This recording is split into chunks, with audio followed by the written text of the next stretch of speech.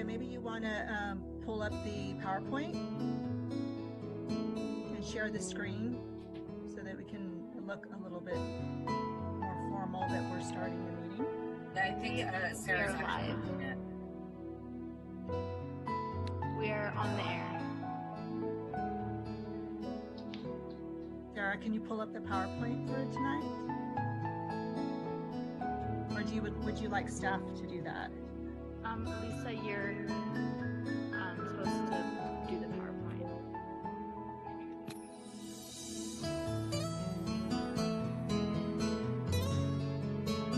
And I'm sorry, are we broadcasting now? Yes, we're broadcasting. Very good. Good evening, everyone. I'd like to call the June 1st, 2020 meeting of the San Carlos Planning Commission to order.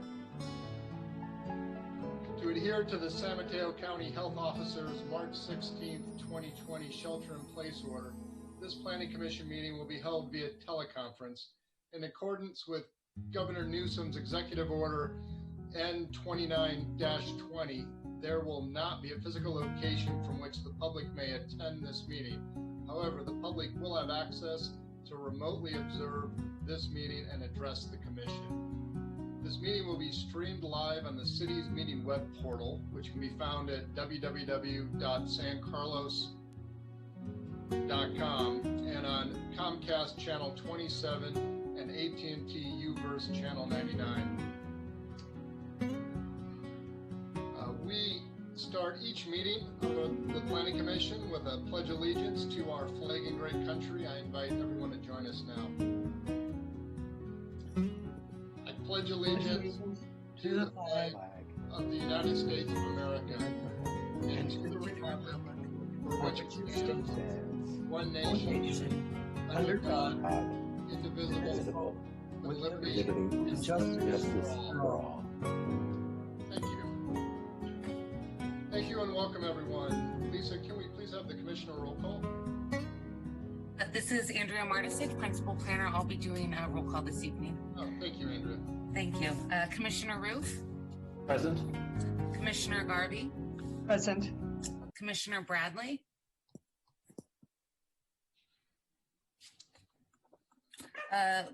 Vice Chair Iacoponi?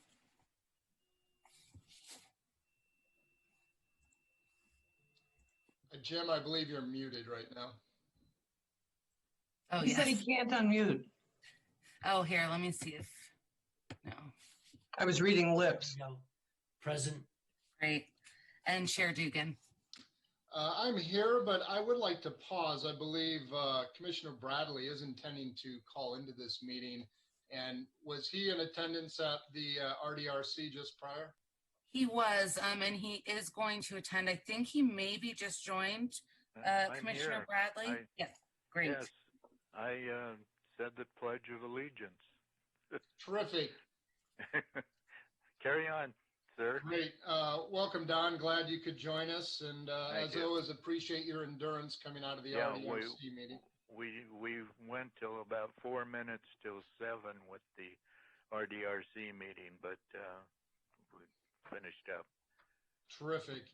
Well, we're all present and accounted for, so thank you, commissioners.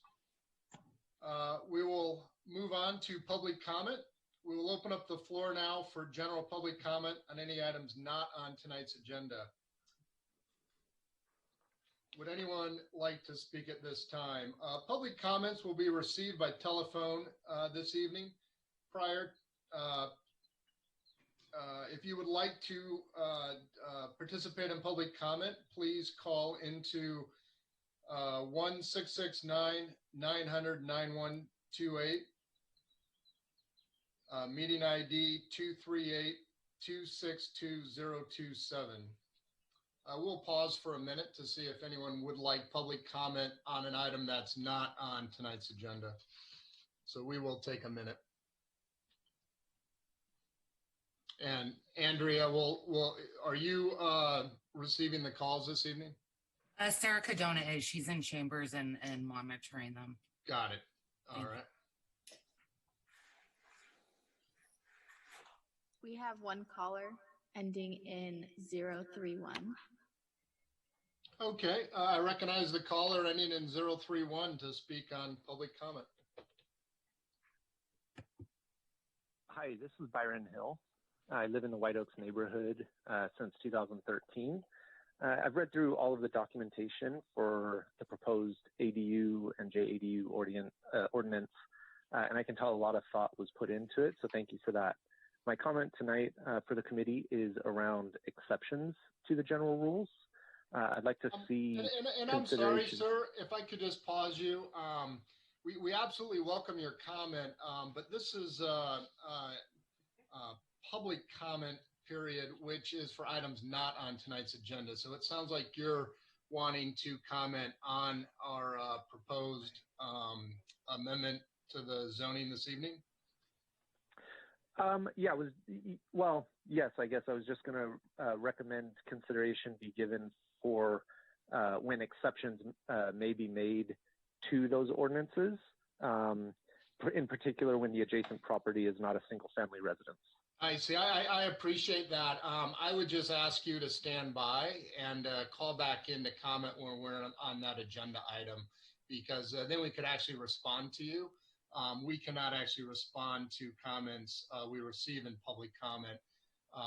We have to actually be on that agenda item to properly receive your thoughts there. So if that's okay, we will move on with the meeting and invite you to call back in when we're on that agenda item. Understood. Yeah, makes sense. Thank you. Okay, thank you. Sarah, do we have anyone else calling in for public comment on items not on tonight's agenda? Not at this time. Okay. Very good.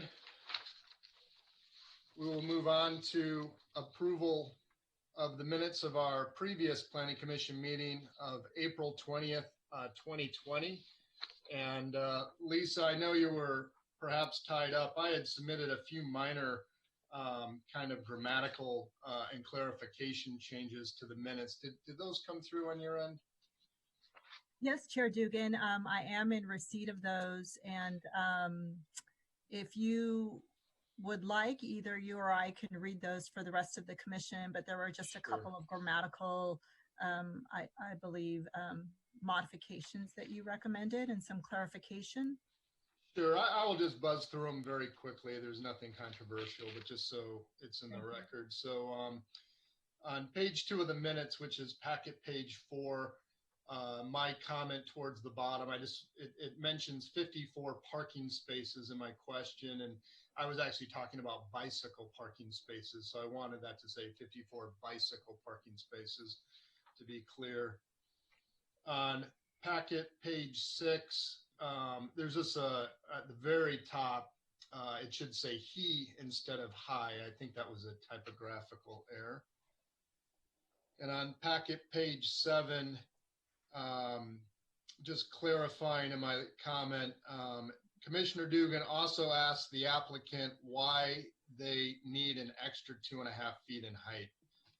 The sentence there just didn't make a lot of sense.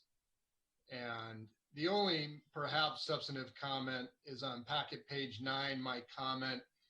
I'll just read it in the entirety. Commissioner Dugan stated that the commission might have to relook at what natural state is in the code, and implementing rules and regulations to keep our city safe. I wanted to add to that, given the danger of wildfires, because I believe that is what I was talking about at that time. So minor changes, but I thought they were worth mentioning. Did anyone have any additional comments to those minutes or any questions about my clarifications? No. So I'll move that we approve the minutes as read with those minor changes put in place. I'll second that. Terrific. Andrea, could we have a roll call on that, please? Commissioner Roof, Yes.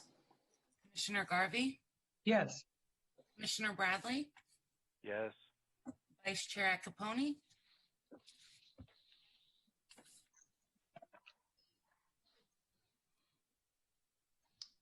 Jim, you Yes. did not come through again. Yes. Okay, thank you. And Chair Dugan. Yes. So the minutes of the last meeting are approved, which brings us to agenda item 6, our public hearing.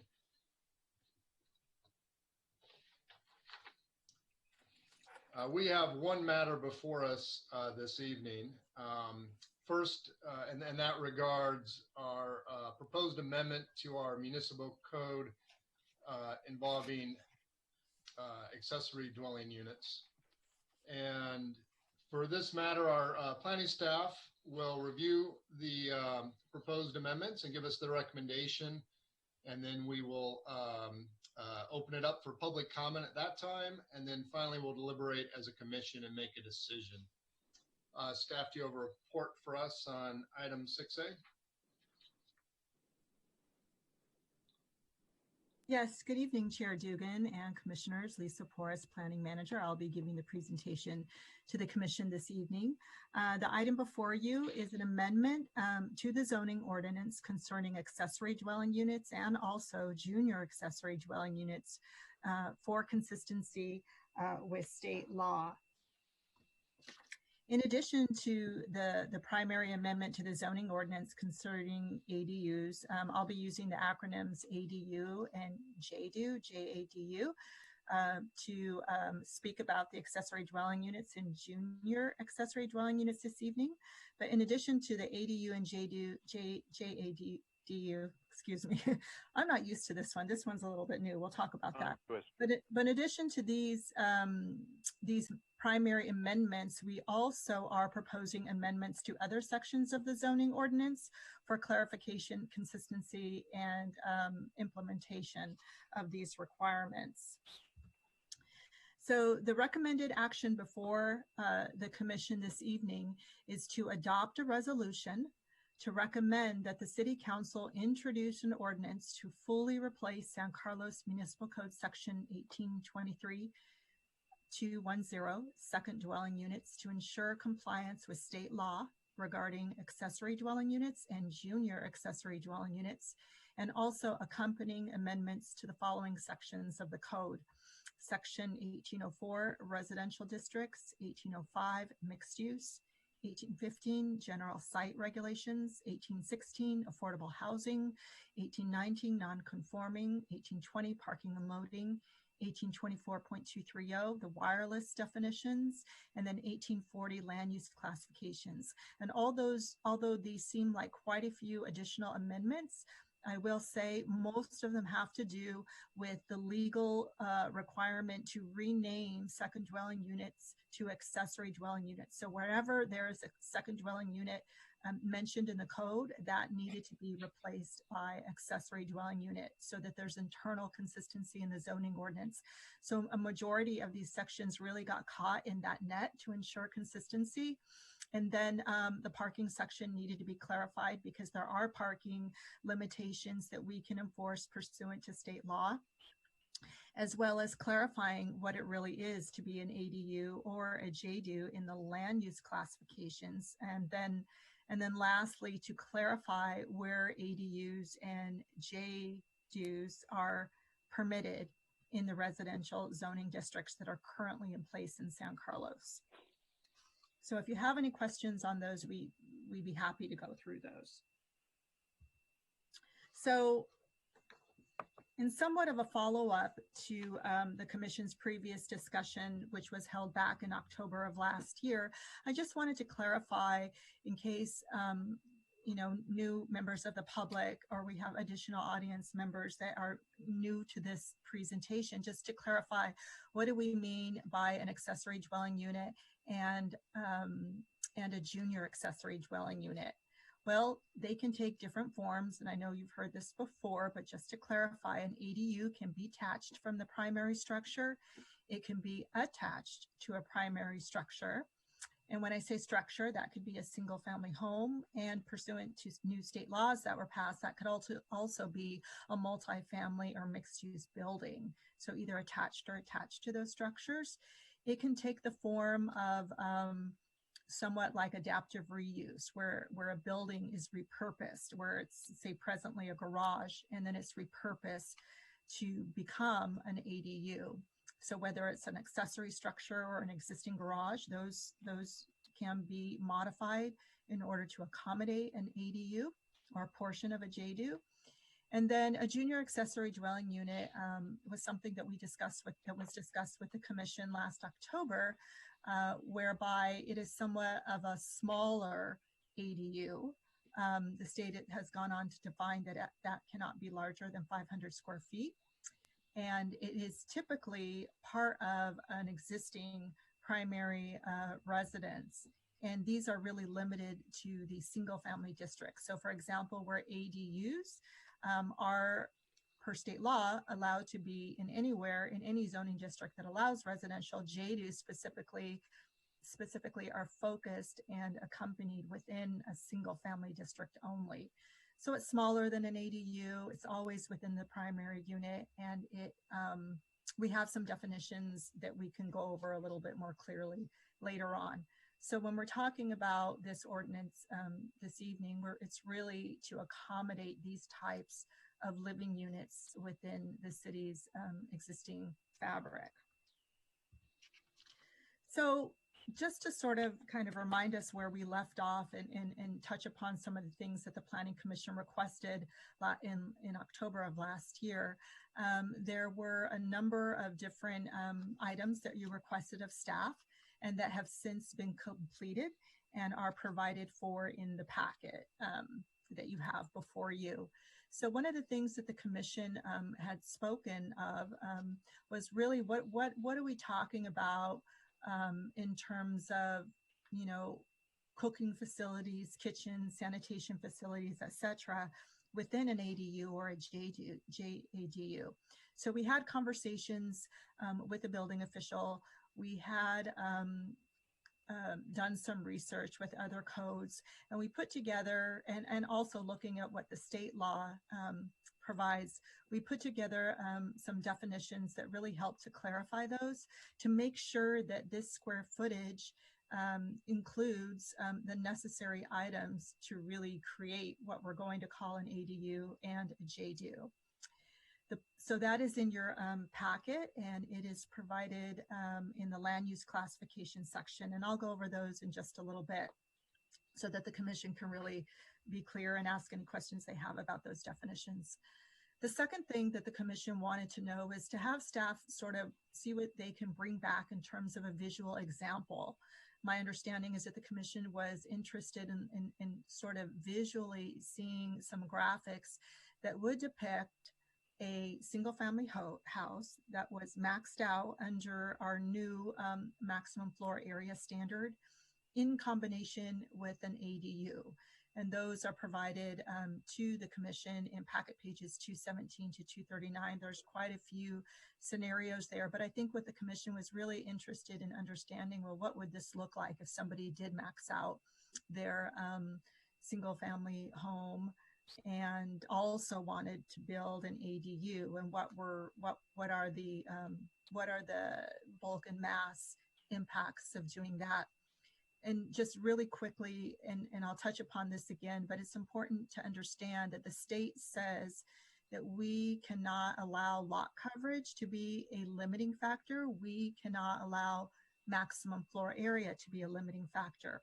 And whenever there are cases where those two standards would present a potential limitation for an ADU, cities cannot say no to an ADU. But what we can do is say, okay, you can build an ADU, but it has to be a maximum of 800 square feet. So the state is requiring that cities say yes, but then sets forth some limits on how big that ADU can be. So we'll talk about that in a little bit, but I just wanted to clarify that. The commission also wanted to understand what were the new parking requirements. You might recall back in October, there were a set of new laws that had just been passed. And with any new law, it takes some effort and some due diligence to understand what exactly the law is requiring. And since that time, staff has done the research, has collaborated with our local county-wide 21 Elements group to help us work with the state employees in the department to understand what laws were actually meaning. So we had done some research and had gone to the Transportation and Circulation Commission since last October, and we defined what the differences were, and that's found in packet page 241. The commission also was concerned about, well, what do we do when we bump up against some limitations in the hillsides, recognizing that we do have a natural state requirement, and what if, say, for example, the natural state was already, a house was built whereby it was already within the boundaries or confines of what natural state would be required for the lot. Could an ADU be built? Well, the state, again, it's sort of like lot coverage and maximum floor area, where if you exceed the natural state, well, then you will be allowed to do an accessory dwelling unit. But again, that accessory dwelling unit can be no larger than 800 square feet per state law. The commission was also wondering if staff could do some research about affordability programs, or just to see what sort of was in the current toolbox for encouraging ADUs that can be limited as affordable units. So staff did some research on that, and the description of those are really found, are found within the staff report on packet page 216. And I'll talk about that too, but essentially where the city is probably going to have more of an impact is to look at potential programs that could be part of the housing element, especially when it comes to some sort of financial assistance. But as far as a zoning incentive, there really aren't any. And if you have questions on that, I know Sajudi Rahman did some research, and she is also here this evening to answer any questions you may have on that. Staff, as directed by the Planning Commission, did meet with the Transportation and Circulation Commission, and the staff report for that and the minutes from that meeting are provided in the packet. And then the commission at that time, we weren't really clear whether JDUs were also, if this was a type of an ADU that cities could decide whether or not they wanted to allow it or not. Well, the new state laws that went into effect earlier this year did in fact mandate that JDUs be allowed as well. So on a single family residential lot, one can theoretically build an ADU and also have a JDU on site. So I am going to be going over probably what are the most frequently asked questions about the state law. And typically it's broken down into how much can you build, the mass and bulk, setbacks, height, what is the parking, and the overall size. I know those were big questions sort of last time, but with the new laws that were passed in the fall of last year that became effective as of January this year, I wanted to kind of go over those with the commission. So as I just mentioned, that JDUs have to be allowed, and they can be allowed in addition to the ADU. The ADUs in general, this is per state law, they have to be allowed in locations where residential uses are already permitted. So in our single family residential zoning districts, that's traditionally where they have been developed and sort of somewhat expected to be seen. But where the state kind of went a little bit further is that they're saying that ADUs can also be allowed in existing multifamily developments and existing mixed-use zoning districts, where there may be some additional square footage in that building that is not utilized or could be repurposed to accommodate an ADU. So there are provisions to sort of get ADUs into the existing structures where they're presently allowed. And then of course, if a planned development was adopted where it's currently allowing residential uses, then ADUs could be allowed there as well. As I previously mentioned, lot coverage and maximum floor area are no longer impediments towards the construction of an ADU. The state has also passed laws to relax some of the requirements for owner occupancy. So in San Carlos, we have traditionally had a requirement where either the main house or the ADU needed to be owner occupied. But the state relaxed those requirements and basically said that cities cannot impose that requirement for at least a period of 5 years. However, if a homeowner had wanted to modify some square footage within their existing home to accommodate a JDU, then yes, you can most definitely still apply the owner occupancy requirements. However, for an ADU in primary residence, we cannot. The other thing that the state did is make it easier to get ADUs on properties where they might otherwise come across a constraint such as parking. Then the state basically says that for any garage conversion, so say you have a single family home with a garage and you want to convert your garage to an ADU, you can do that. And you don't have to provide replacement parking. So that's kind of a big bonus whereby it may be difficult for a homeowner to find the location on the site to provide that replacement parking. But this is coming down from the state, and they've made it very clear that replacement parking is not required under conditions whereby a garage is converted to an ADU. Previously, the setbacks for ADU, a detached ADU was set at 5 feet from the side and rear. Well, the state relaxed that a little bit and brought it down to a 4-foot setback, side and rear only. The state further went on to say, and this makes sense, that if we're going to be allowing, ADUs that are meant to provide for the much needed housing that is needed in the Bay Area and across the state, then they wanted to make sure that these would not be used for short-term rentals. So this is a state requirement. And in a little while, I'll go over some of the public comments, but one of the public comments had to do with whether or not we can enforce that or impose that as a restriction in our code. However, it is a state mandate, so we need to do that. And then finally, with respect to size, the state further clarified what the sizes could be, what local jurisdictions could impose on the sizes of an ADU and a JDU. So the minimum size that can be built for a 1-bedroom ADU is 850 square feet.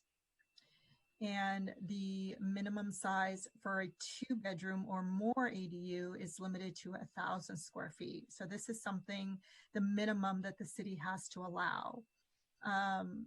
You can allow for more. I think the largest an ADU can be is 1,200, but staff is recommending the minimum under the umbrella of all the work that was done in the past to really address the massing of single-family homes.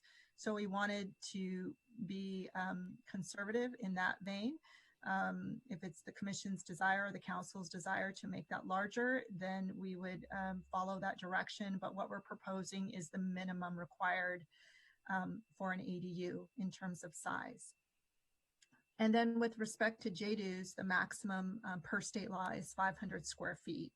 So if you wanted to carve out a portion in your home for a JDU, then the maximum size you can devote towards that is 500 square feet. Lisa, I just have a question on that. So minimum of 850 square feet.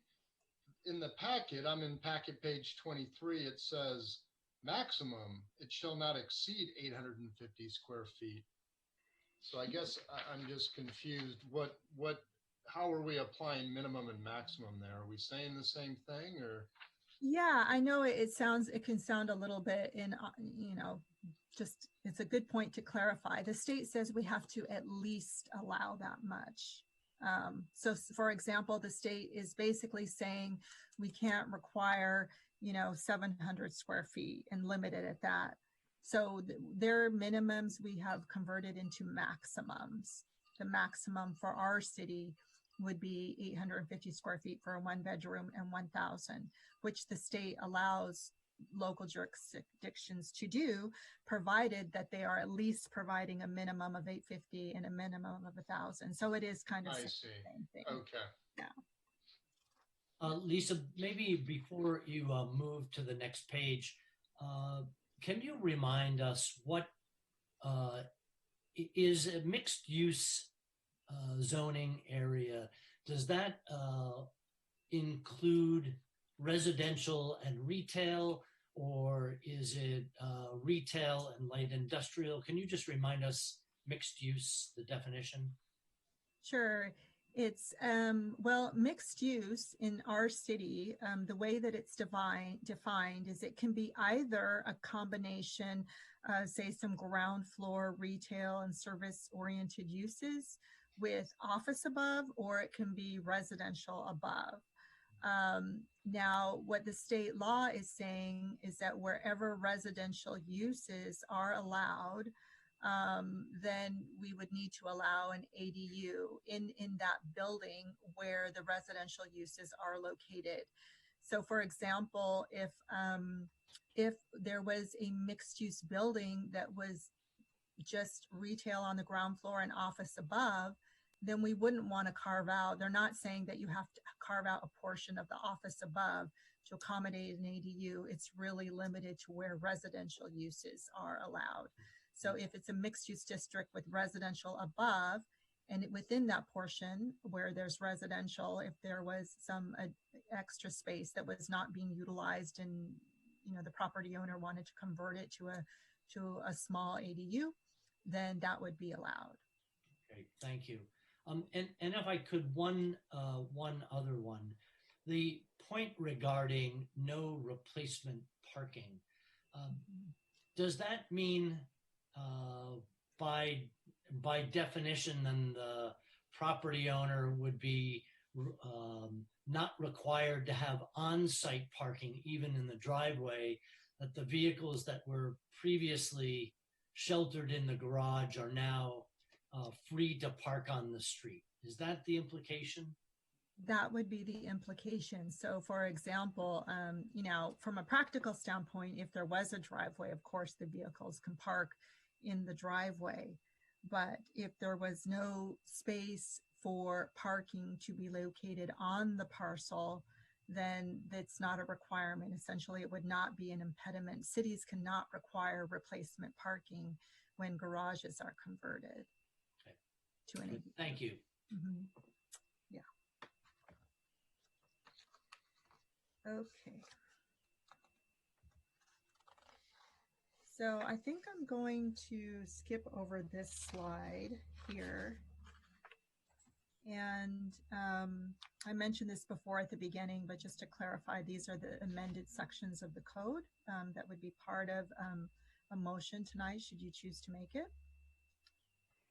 And so I just wanted to spend maybe a little bit more time on a couple of provisions. I might have answered them already, but just to clarify, the setbacks that would be required are now 4 feet for the side and rear for an ADU that is detached, or an ADU that is detached and above a garage. Again, the maximum sizes for an ADU are 850 for 1 bedroom, 1,000 for 2, and then maximum of 800 when property owners are bumping up against maximum lot coverages, maximum floor area, the natural state, or some other standard that would normally otherwise be required.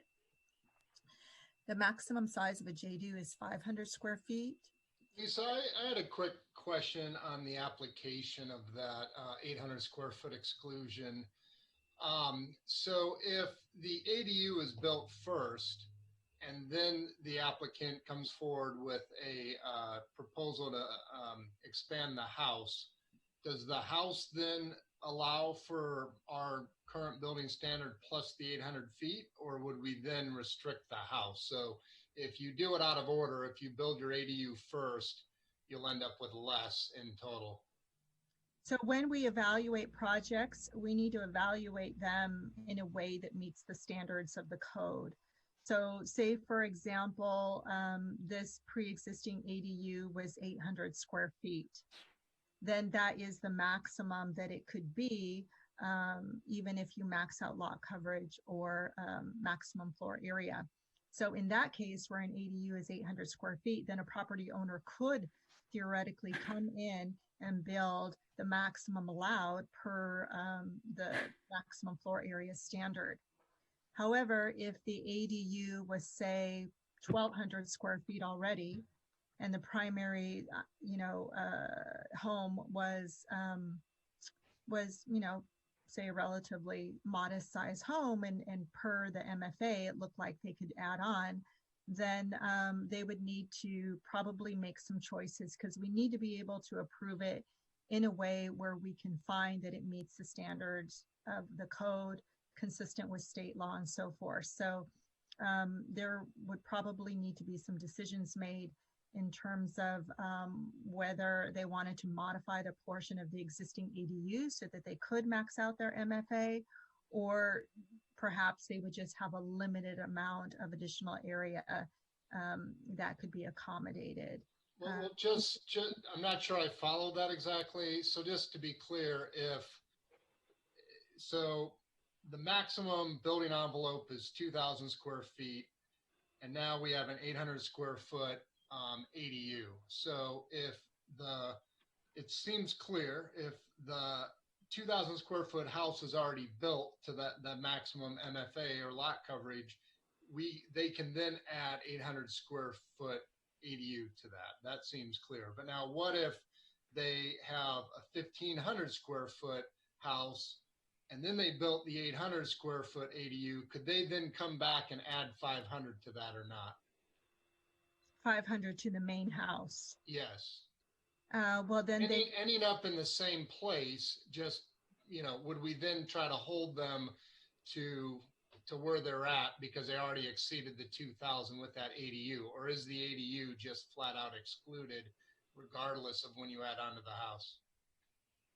Well, that might be something that we'd have to research, but based upon that particular scenario, if you've already got your ADU at 1,200 square feet or more, and you wanted to build onto your house, we could theoretically be creating a non-conforming situation where the house is at an MFA, meets the MFA, and with the ADU exceeding it.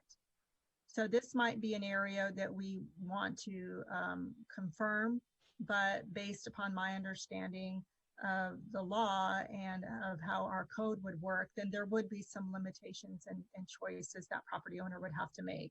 And if any of my peers would like to jump in, if they might have heard anything on this, Andrea or Sajudi, please do so. Sure. Through the chair, I think what Chair Dugan is asking is how it works in reverse. So are you getting the same benefit if you build the ADU first? Can you then go over MFA with the house addition? And the way that we've recommended it now is that no, you cannot. We have ADUs count in maximum floor area until you hit the max. So you would, as a homeowner, you would be benefited by building the house first and then the ADU. If you were to max out your maximum floor area with the ADU, then there's no exception in the code to allow you to build a bigger house because you already have the ADU. Okay. Yeah, that was my question. And was that a deliberate choice staff made?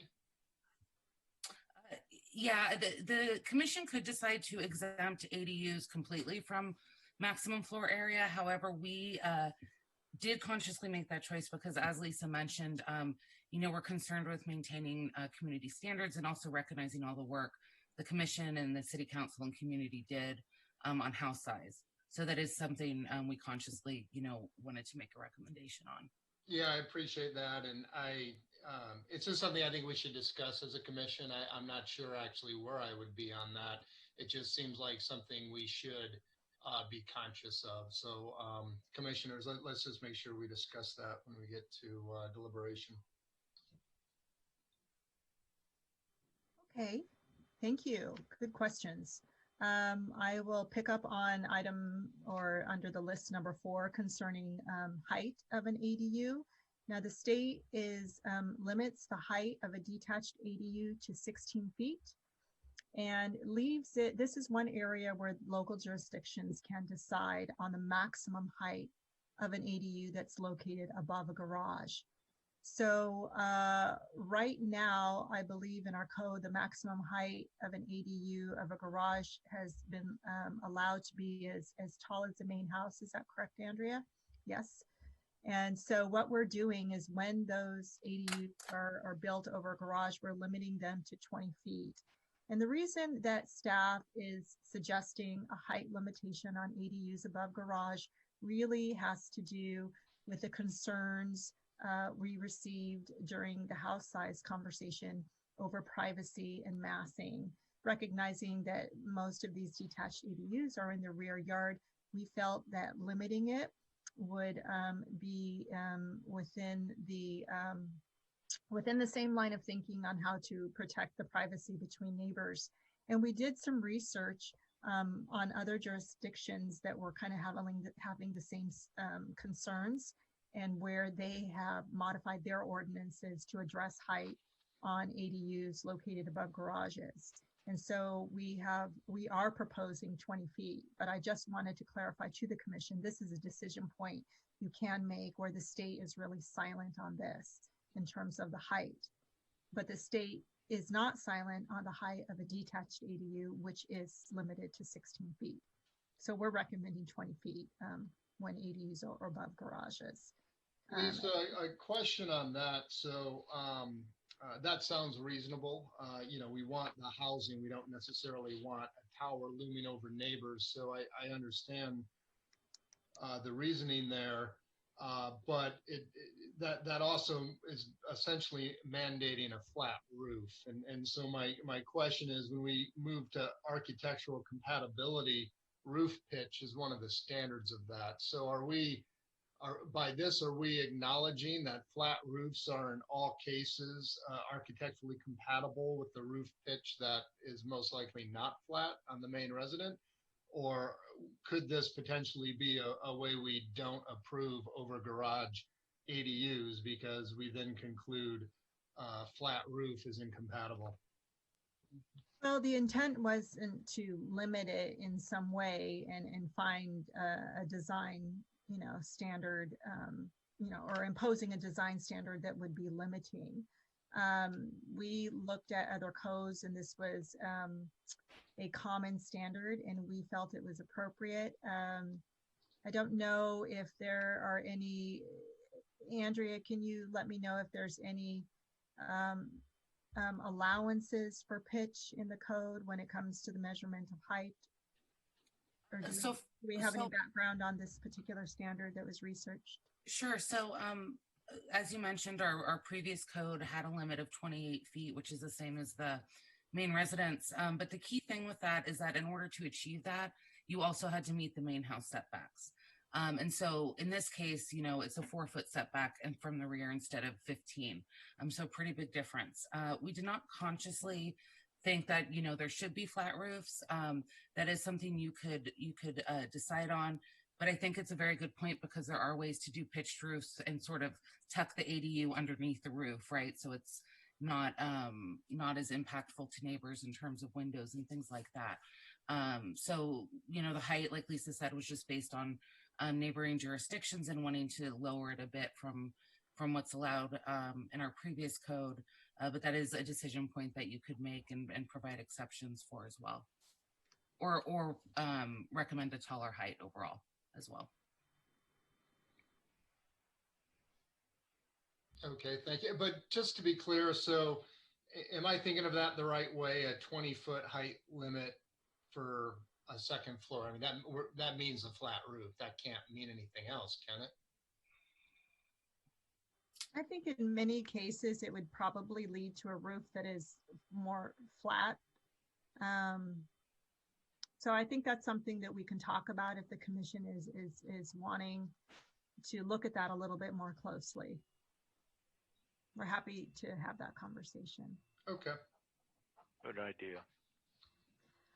And then in terms of height, if we're talking about an ADU that is part of the primary house or building, then it needs to meet the standards of that building.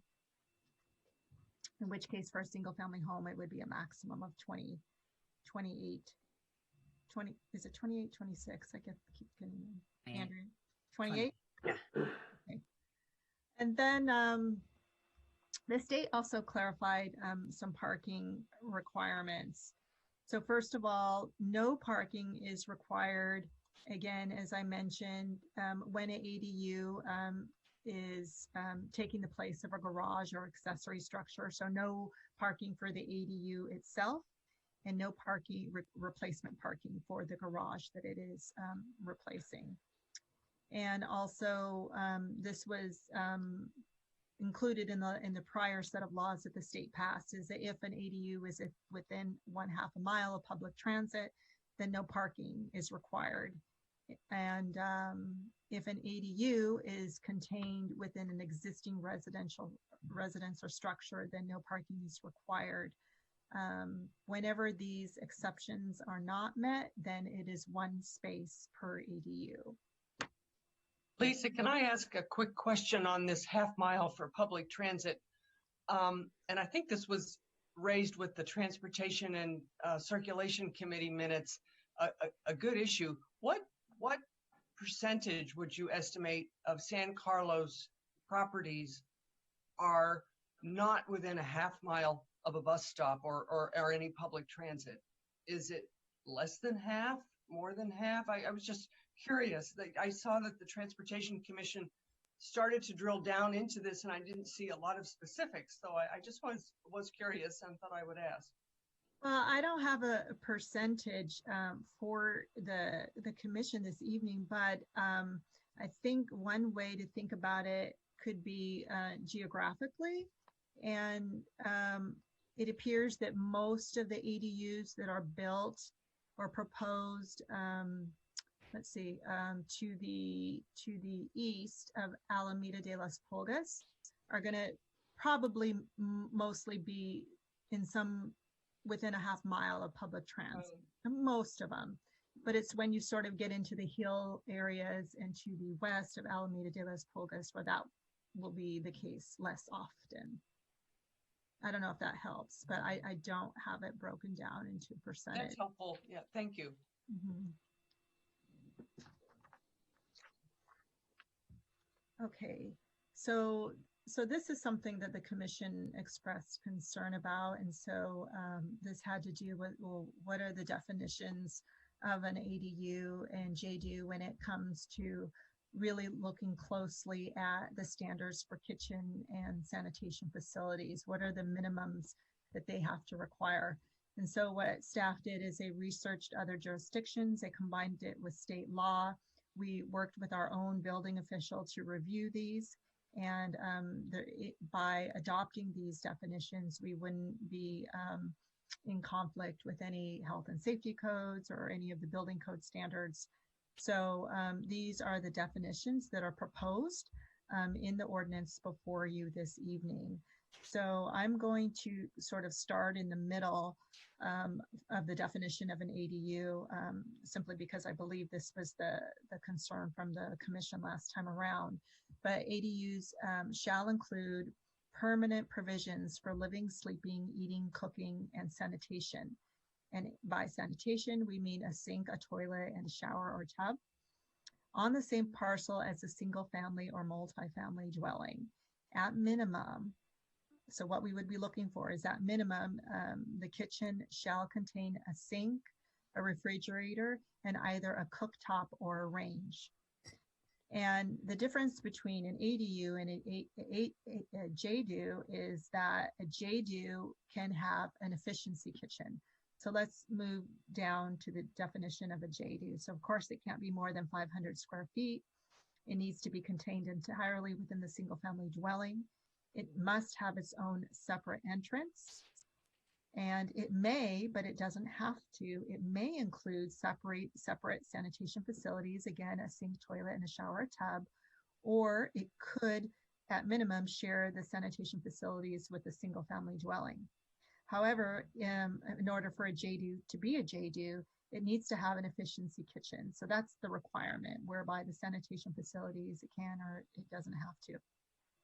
But the efficiency kitchen is defined differently than for an ADU, where a JDU, it has to have at least, it has to have a sink, and it has to have, some cooking facility appliances, such as a microwave, a toaster oven, or a hot plate. So a JDU need not have like a full cooktop or range within it. It needs to have a food preparation counter and some storage cabinets. So this is the primary difference between an ADU and a JDU, has to do with the degree of a cooking or a kitchen facility, and also the sanitation facilities. One thing I noticed that they proposed legislation locally prohibits bathtubs. I don't know what a lot of older people, if you have older people living in the ADU or the JDU, they have walk-in tubs that people that can't necessarily use a regular shower. So I don't know the rationale for omitting bathtubs. Andrea or Sajudi, can you maybe perhaps clarify?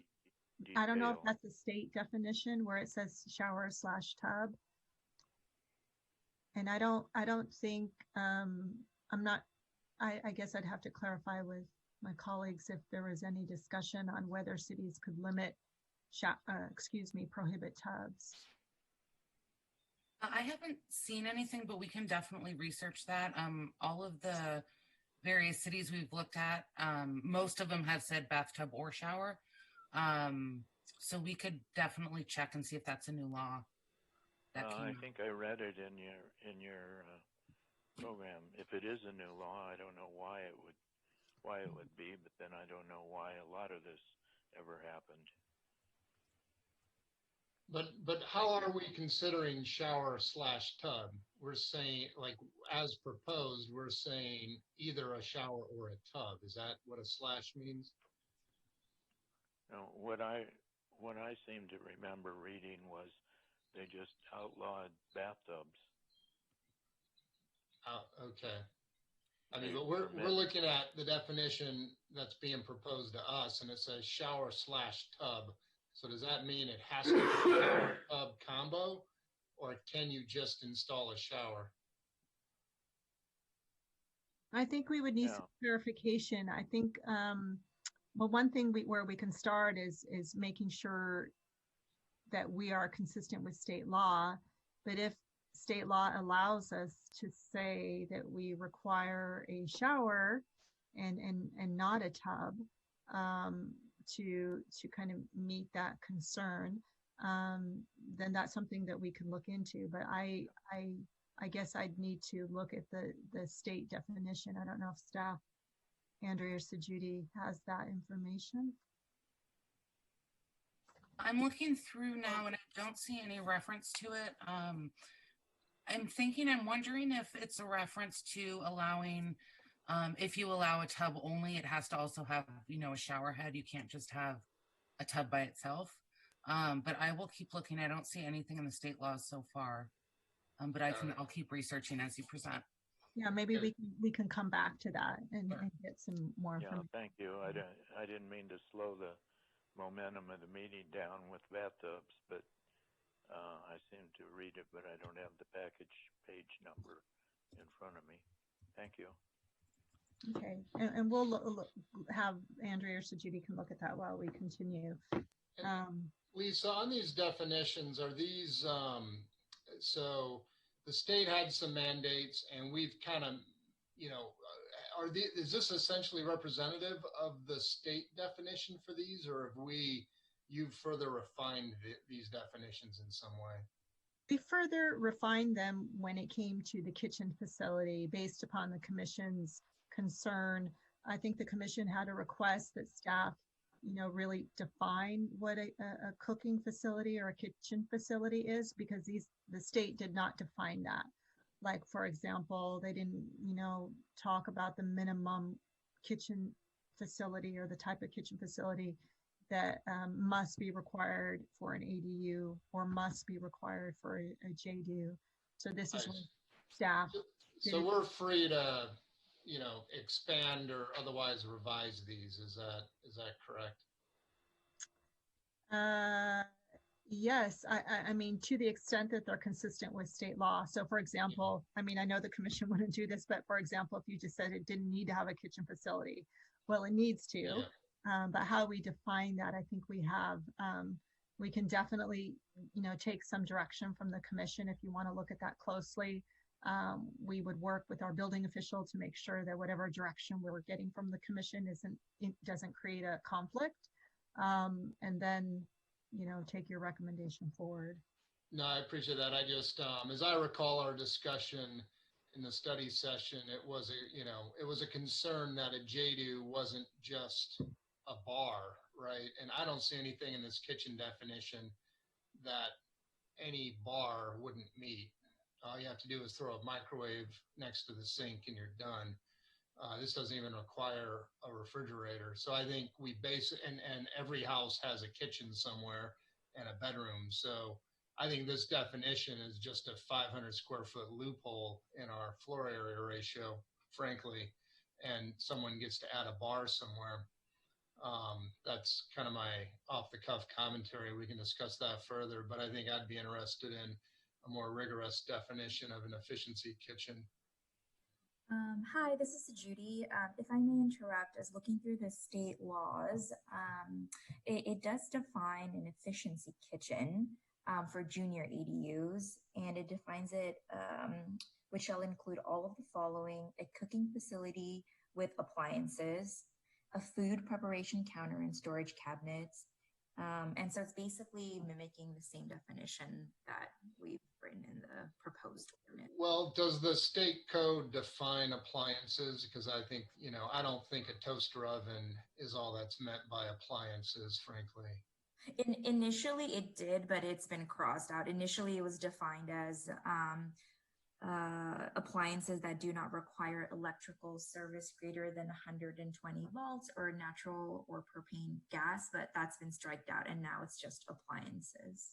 Okay, so we are free to clarify what the definition of appliances to be a JDU in San Carlos, correct? That's my understanding, and that's kind of what we saw in the other city ordinances. Okay, thank you.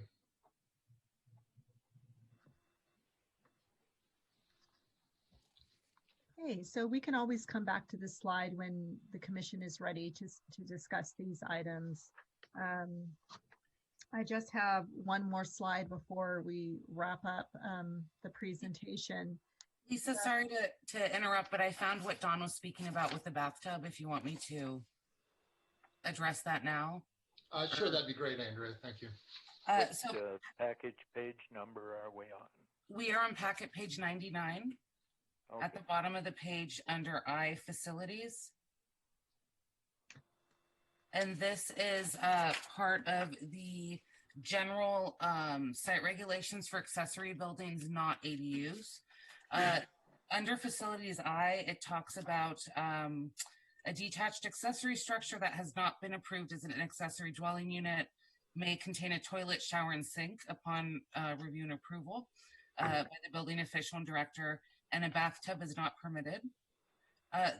That's referring to if, for example, you have a shower and bathroom in your garage, you wouldn't also be able to have a bathtub. So this specifically refers to detached units that are not accessory dwelling units.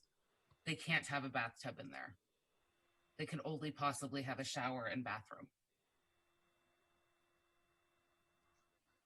I'm reading that. It still sounds to me like it's not allowed. Bathtub is not permitted, but that's only in, what did you say? Detached accessory structures that have not been approved as accessory dwelling units. So Don, I think this is trying to say you're not an ADU if you have a tub. Yeah. Yeah, I just was thinking about a lot of people that might live in ADUs, that couldn't take showers, and regular bathtub would be unsafe. They have these walk-in, it's a big tub, high tub with a seat in it and a door that opens that they can get in. It's about the same size, I guess, as the regular tub. I'm sorry, this is just a nitpicky detail, but it might make a difference to somebody down the line. Who And knows? through the chair, just to clarify, this provision does not apply to ADUs or JDUs. It's if, let's say, you have a pool house and you're not using it as an ADU, or it's just, a detached building with a bathroom. It can't have a bathtub in it. Good point. Yeah. But we could clarify that further. Thank you very much. And it sounds like what Commissioner Bradley is concerned about would fall under the concept of universal design and keeping in place and wanting to ensure that what's installed is going to be accessible to those that might find it difficult to utilize a bathtub versus a shower. I think. Right. Yeah. Mm-hmm. Yeah. I just wanted to clarify. I understand. Thank you. Yeah. I would say though that, I completely agree, Don. We should in no way restrict the ability to put a tub in. That said, I don't like the vagueness of shower/tub. And I know a lot of good design now just has a walk-in shower with no tub. So I don't want to be requiring tubs either. We certainly don't want to restrict tubs, but we can get to this in deliberation, but I think I would want that to just say shower, because I really don't know what a shower/tub implies. Yeah. Okay. Yeah. Well, I think we should make it less restrictive if possible. And that less restrictive would be a shower, because you can have a smaller shower than a tub. But you certainly could have a tub if you wanted one. And maybe Don's thought was by prohibiting a tub and only allowing a shower, it might not accommodate the group that he was thinking of. Yeah, which is, who knows, probably just a small percentage of people that would be living in an ADU would be people that needed, disabled people that couldn't use a shower or a regular tub. It wouldn't be safe for them, but the walk-in would solve the problem. So I just didn't want to be overly restrictive. It's a great point, and I don't see anything in these definitions that would restrict you doing any manner of ADA tub within the size. So we're defining the minimum standard of these things, and I think just saying shower defines a better minimum standard, and that in no way prevents you from doing a tub if that's the use you prefer. Yeah. And through the chair, that is something that the commission can clarify when looking at this definition. If at minimum, the commission wanted to ensure that a shower was provided to address this concern, that could be something the commission can make, a modification the commission can make this evening. Okay. Yeah. All right, I think we can move on. Good. Thank you very much. Thank you. Okay, so as of the writing of the report, staff did send out, well, let me just back up a bit. On May 1st, staff released the draft ordinance by posting it on the project webpage, and also making social media posts on the city's Facebook, Twitter, and Nextdoor accounts. And we also noticed this meeting per the minimum requirements per state law. But as of the writing of this report, staff did receive 4 comments that came in, and these comments were synthesized for the commission this evening and are provided in packet page 244 to 248. And some of the comments that we received really focused on what's shown here in this slide, wanting to know, well, what does the addition of an ADU, what might that do to property taxes, concerns about fire safety and the 4-foot side and rear yard setback, asking whether or not we could indeed impose restrictions on short-term rentals. There was a question about architectural compatibility and whether the ADU can really differ from the design and basic design elements of the primary home. Whether this ordinance would affect new or existing ADUs. Sometimes this is a common question when new regulations are passed for those that already have ADUs. Sometimes there's a confusion about what it might mean to that existing ADU. And certainly any new law that's passed would only apply to new applications and new development. So anything that's existing, it would be legal non-conforming if it in fact happened to be non-conforming to the set of rules that would be adopted by the council.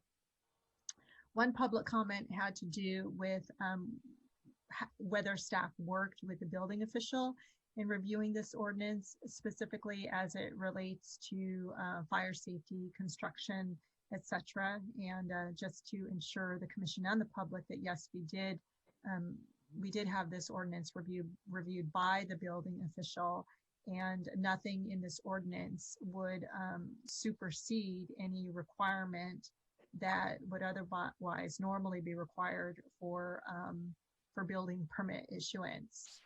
There were some questions about ADU affordability, similar to what the commission previously discussed. And then lastly, we did get a recommendation that where the ADU or JDU had ingress or egress relative to a side or rear yard and really kind of looking at the privacy concerns, that there should be some sort of privacy screening kind of built into these entrance areas to maintain some sense of privacy along those property lines.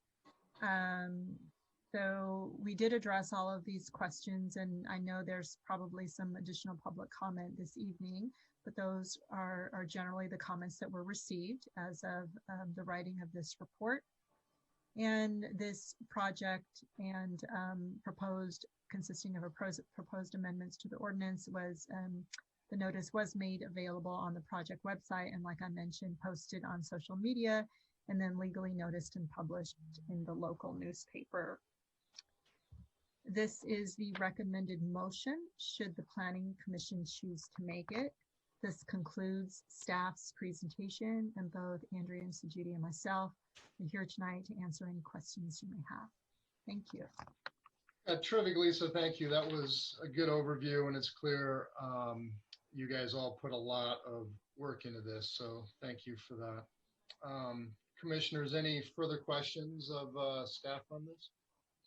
Yes, I have a question, and I'd like to clarify a bit about the height, the maximum height. And I get it if it's a ADU on top of a garage, that maximum height can be 20 feet, and perhaps we'll debate whether that 20-foot number is the right number.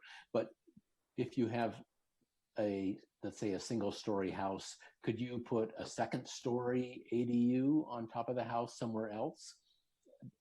The wording that I read there was if it's part of the primary house, it must meet the standard for the main house. And you mentioned that was 28 feet. So can you put a second story on your house and call it and have it be an ADU? You could. It would take the place of an attached, it would take the form of an attached ADU, and whenever it is attached to the primary residence, where the issue of height would direct how that ADU was to be developed, then it falls within the standards for the primary dwelling unit.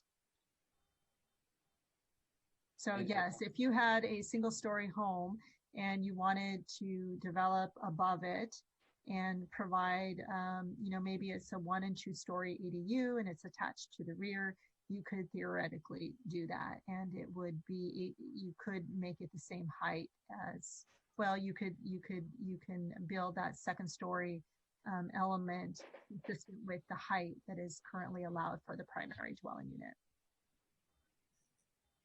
And that provision is really part of the state law. We would have to allow that because is that correct? I don't believe the state talks about the maximum height when it's attached. The state really limits where the state gets involved mostly is where it's placed. So if it's attached, it can be as close as 4 feet to the side and 4 feet to the rear. However, it needs to be, it can be as tall as the primary, as the standard is for the primary single family dwelling. So the state doesn't tell us how tall the ADU should be when it's attached to a primary home. I see. And we're saying that if it's over the garage, then there'll be a 20-foot limit. But if it's not over the garage, then it could be a 28-foot height. Correct. Okay. Okay. Thank you for clarifying that. Mm-hmm. And through the chair, I believe if it's attached above a garage, then it can go up to 28 feet. The 20-foot limit is only, excuse me, over detached garages. Oh, I see. Yes, good clarification. Okay, that makes more sense. I had one question. I see in the law that the approval process for ADU construction is to be streamlined. Is that something that the state has put some detail on, or is that up to each city to think about, well, what is our streamlined process? And I'm assuming that means a faster process. Do they, I didn't see anywhere in the packet where it said, well, how much faster, or is it a lot faster? I'm hoping that it is. Yeah, the state is basically requiring that cities approve proposed ADUs within 60 days. Is that correct, Andrea? 60 days? Correct. Unless it's part of a new residence.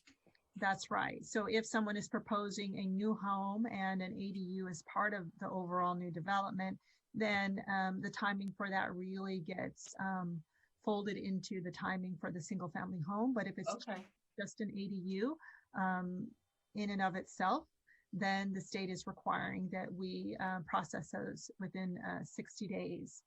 So I did see that, and I didn't fully understand it. How much time does it take now? How much faster is 60 days? Well, how fast is it now? Well, Andrea, do we have any data on that? Yeah, again, talking about ADUs that are not associated with new houses, and kind of someone just coming in with just an ADU, we've actually preemptively decided to, fast track them, knowing that they're coming. And right now they just have to submit directly to building for permits. As part of that process, planning staff looks at it to make sure it meets all of the development guidelines and, of course, the design review. But by submitting to building first, they're saving at minimum 30 days. And I would say probably even a little bit more. But they're saving at least 30 days by not having to go to planning first. And it definitely, I believe, streamlines the process. They're getting approved much quicker than before. Shaving 30 days off is a big deal. Yeah, thank you. That was helpful. Sure. Do you have any data on how many ADUs were built before January 1st of this year? I seem to remember we asked Al or someone, Lisa, maybe in the past, maybe back in the October meeting, and it was a very low figure. I was quite surprised, something like 10 or 12 in a whole year. Does that sound reasonable? Well, that doesn't sound too far off. I would say prior to 2017, we probably had maybe 4 to 6 a year. And then 2016, where the new laws started falling into place, we really saw an uptick. And since then, I think now we're kind of closer to maybe perhaps 18 to 20 a year, where it used to be as much as about 4 to 6. And So I don't have they I would- don't have it. I don't have the figures for last year off the top of my head, but generally that's No. the trend that we've been seeing. But you're seeing an uptick this year since we have no alternative but to approve them. Correct. Since January, there's still quite a bit of interest in building ADUs that we're seeing. Yeah. Maybe Andrea, I don't know, you can speak to that, but it seems like it's pretty regular, at least once a month, we're Yeah, getting I see. questions. I see contractors advertising build an ADU for you in the papers. Yeah, Don, I have a note from our study session that 132 ADUs have been built in San Carlos since 1986. So I don't have a Oh, citation for okay. that, but I wrote that down from something Yeah. someone told us. So I have that same number. And actually, Lisa, you had shared 47 in the past 3 years, 17, 18, 19. uh-huh. That sounds about right, in keeping with those numbers. Yeah. So Lisa, I have a question. So, I do, ADUs are a nice add to the city. I'm generally supportive of them. Definitely can evenly distribute additional housing load in a way that can help us meet the crisis. That's kind of my nickel thought on them. And the expedited design review is terrific as well. I like some of the work Redwood City has been doing with regard to pre-approved designs. So basically, if you have a flat lot and you want it detached, here's 8 designs that have been developed by decent architects. Pick one, it's automatically approved. We've already reviewed it. We know it works. And I can see us getting to that point. That's a nice place to be, to make these, why make everyone spend another $25,000 on architecture to come up with roughly the same thing? So I think we really could help folks financially just by having some designs that we like and putting them out there. That's what Redwood City's been up to. So we can grow into that, of course. But would we need anything in this code now to provide for that? Or is that just administrative? Like if you guys know these plans work, you can just, provide an expedited process, or to get to something like that, would we need to provide for that in this revision now? No, I don't think we would need to provide for that in this revision. I think this would be a program that the department could adopt. It's sort of like an implementation measure that we can definitely do. And certainly within our land use policies, for example, our housing element policy, we do have some action items kind of that are similar to this, and like what can we do to promote ADUs, what can we do to facilitate ADUs. So if it's developing a brochure or some sort of guide, it would fall in line with some of the policies that we currently have. And certainly when we get, I'll talk about this when we conclude this evening, but we're going to be starting work to update our housing element. And so that's exactly where these types of conversations would fall under, like, developing policy action items on programs, things that we can do to facilitate, assist, and promote the development of housing and ADUs. So that's something that staff can definitely look at. And I think it's a good suggestion to be as helpful as we can to what are typically, homeowners looking to find some guidance and getting some assistance from cities on how to make this a very easy process. Okay, no, that's good. I'm glad we wouldn't have to provide for that at this time. We can just grow into that programmatically. Are you able to screen share the planning packet, Lisa? I ask because I found the visualizations, those graphics that you did of how ADUs will mesh in on various lots. I found those really beneficial and good visuals. And I just thought maybe if it was easy, we could flip through those briefly for anyone watching these proceedings, because they might not have gotten to, page 223 of the packet. But I think it's worth everyone having a quick look at these graphics, if that's doable. Yeah, I think I can. If you give me just a minute, I don't know if the commission wants staff to go through those first and then take public comment, or we could take public comment and after that we can sort of flip through these. I guess I even think public comment might benefit from seeing these graphics if it can be done. Sure, if you by want, all means, take a minute. If it, yeah, it'll take a minute for me to bring that up, but I will do so.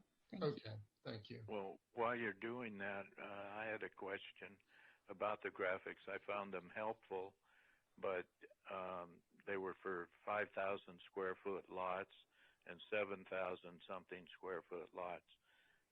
Did you look at 4,000 square foot lots?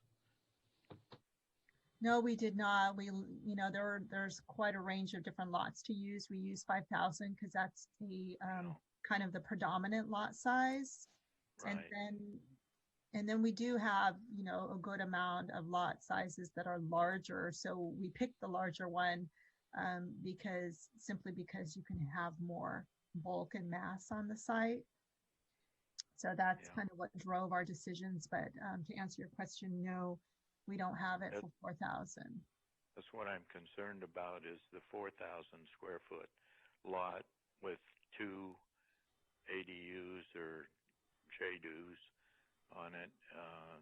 I don't know if it'd be possible, but according to the state mandate, we can't deny it based on floor area ratio or lot coverage. So we're kind of between a rock and a hard place. Just a comment. Yeah, I mean, your point's well taken, Don. On a small lot, 1,300 extra feet is pretty substantial. Right. When we had our study session, I think I was warming up to the 800 feet for an ADU, but given the state mandate that you get to also throw a 500 square foot JDU, which, looks an awful lot like a bar to me. Dad, you left your Zoom call on. What's that? Yeah.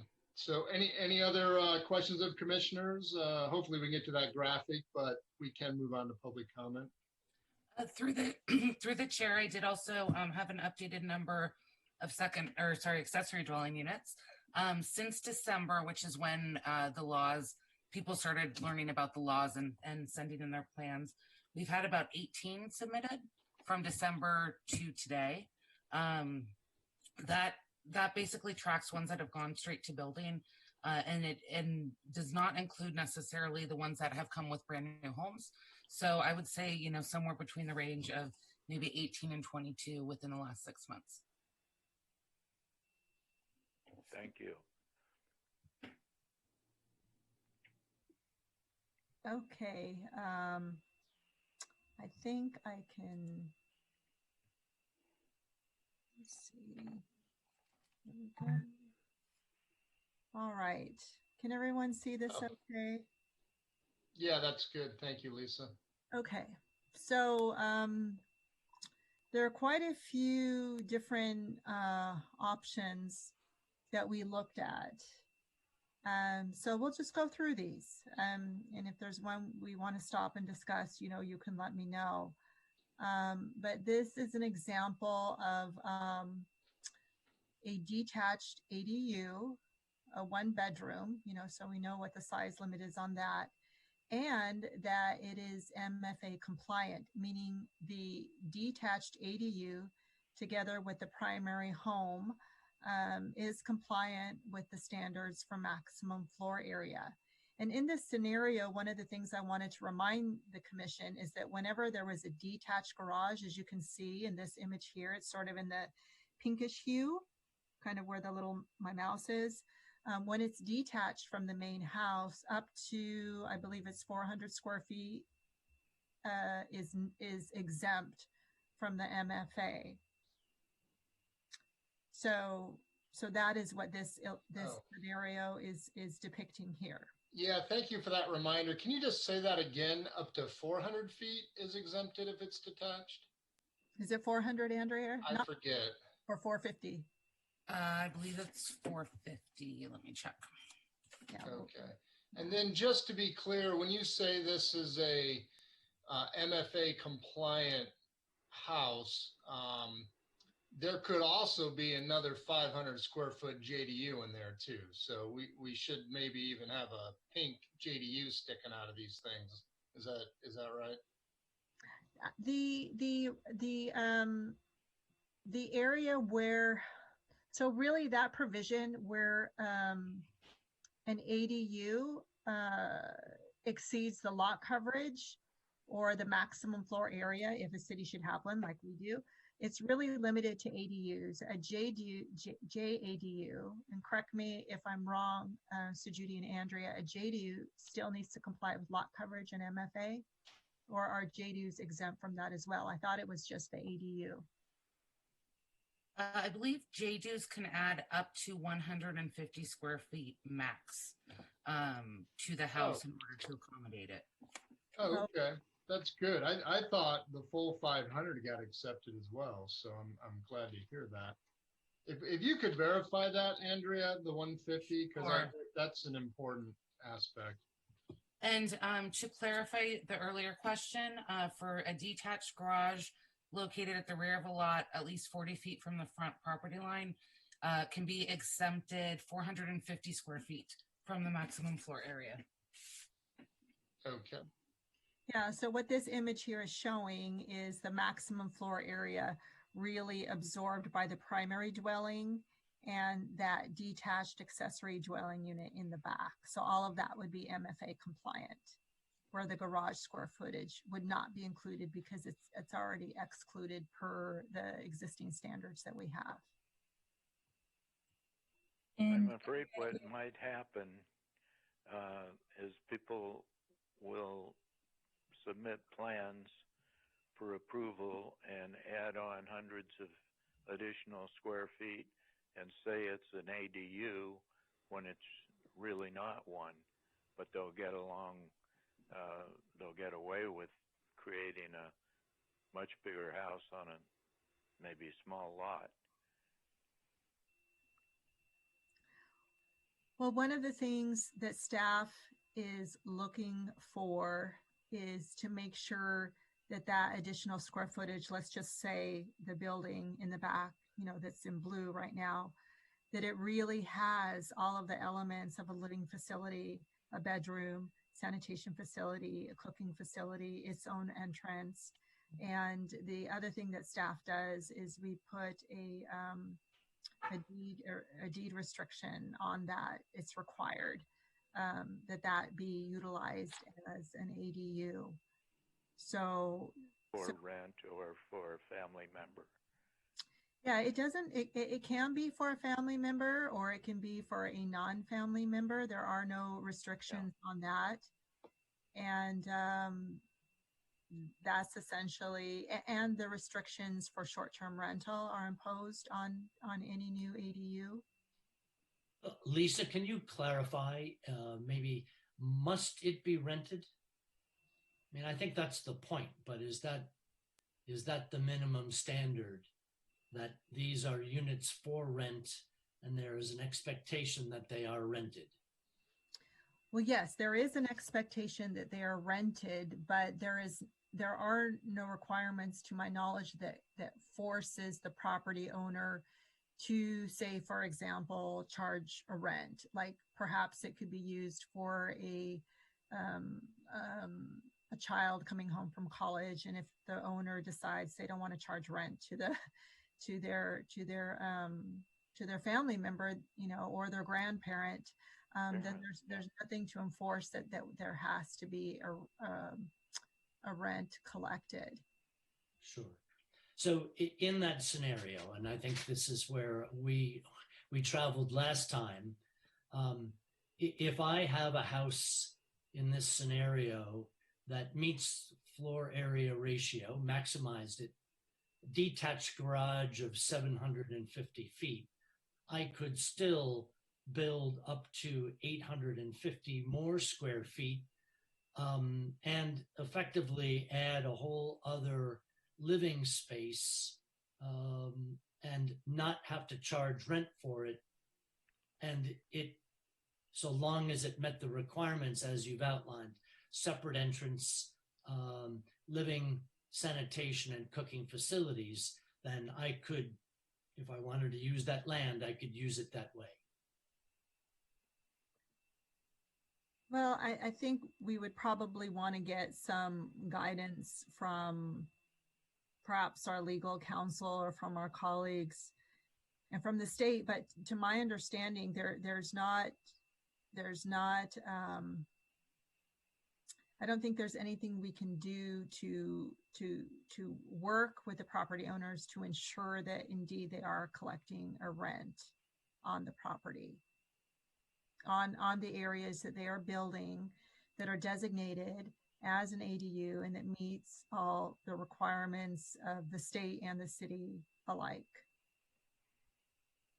I don't know if this was a question that came up with 21 Elements, Andrea or Judy. Perhaps it did, perhaps it didn't. But you know, I to my knowledge, there's the city. You know, we don't have an ability to enforce that you know, a specific rent or a market rate rent be collected.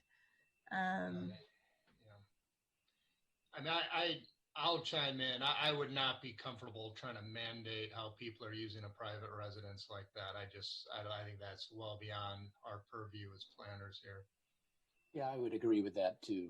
You can't, we can have the structural requirements that it be functional as a separate unit, but if they decide to, however people want to use it, that would be very difficult to define and enforce. And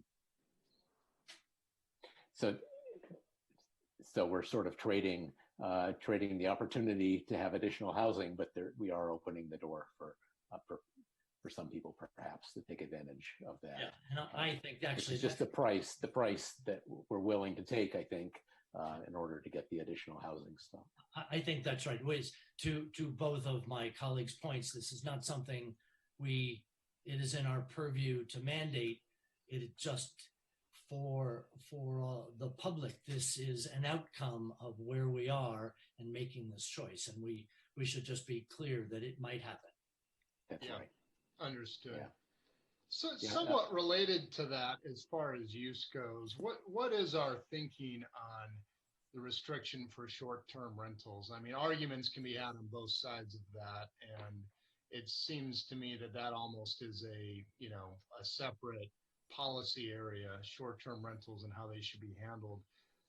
Why do we want to partially grapple with that issue in the midst of an ADU update? Well, what the state is basically saying is that on one hand, they're taking away some local control. You know, we can call it that. You know, they're mandating 4-foot setbacks. They're mandating garage conversions with no parking, the parking not required to be replaced. You know, they're loosening up some standards to make it easier to get ADUs in, but they want them, you know, to be ADUs. So I hear and appreciate the concern about, you know, the rent discussion that we just had. So along those lines, what the state is saying that they don't want to, you know, basically make it so easy to get these in, only to have them be used as for business purposes, you know, like a commercial functioning type of space where it's a short-term rental and people are renting them out for one weekend or a week at a time. So what the state is saying is that, you know, they need to be rented for at least 30 days. So that is the shortest amount of time someone could rent their ADU for at least, it has to be rented for at least 30 days. Yeah. And say the next 30 days it can be rented by somebody else for a total of 30 days. And that's really to ensure that this additional development is providing, it's filling a gap to serve the housing needs. That's where this comes into play. Got it. And so, I mean, the state has allowed us to do that, but we're not mandated to restrict that. Is that correct? The state is mandating that we have to include it in our ordinance, a minimum of 30 days. Oh, is that right? Okay, that's interesting. Because, Yes. I mean, I actually have no idea where I would be on that personally. It's a very complicated area. The obvious perverse effect or unintended consequences, now there's a strong incentive to live in your ADU and Airbnb out your entire house. So that's probably an outcome of that restriction, would be more houses available on ADUs, which I doubt is the intent. Just pointing out, these are complicated areas. Or people that are just downsizing, they'll move into their new ADU and rent out their previous family house for more money. Exactly. Yeah. Okay, we better keep moving though. Lisa, do you want to run through these graphics quickly? Sure. So this is the first scenario. I think we covered that. Graphic 2. So what is the difference? Oh, this is just a larger lot. So it's the same scenario as before, but it is a larger lot, greater than 7,500 square feet. Okay, and it's worth thinking about. And so is this showing, these are all single floor right now, right? So these have a maximum height of 16 feet. Is that correct?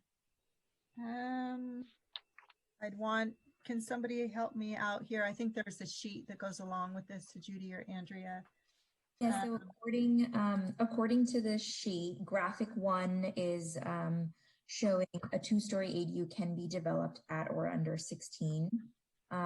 Graphic 2, graphic 3, the consideration and comments attached, 2-story ADU could be developed at under 16 feet with excavation at base.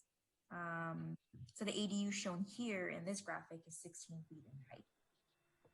So these are meeting that we're detached. They're meeting the 16-foot height requirement. Mm-hmm.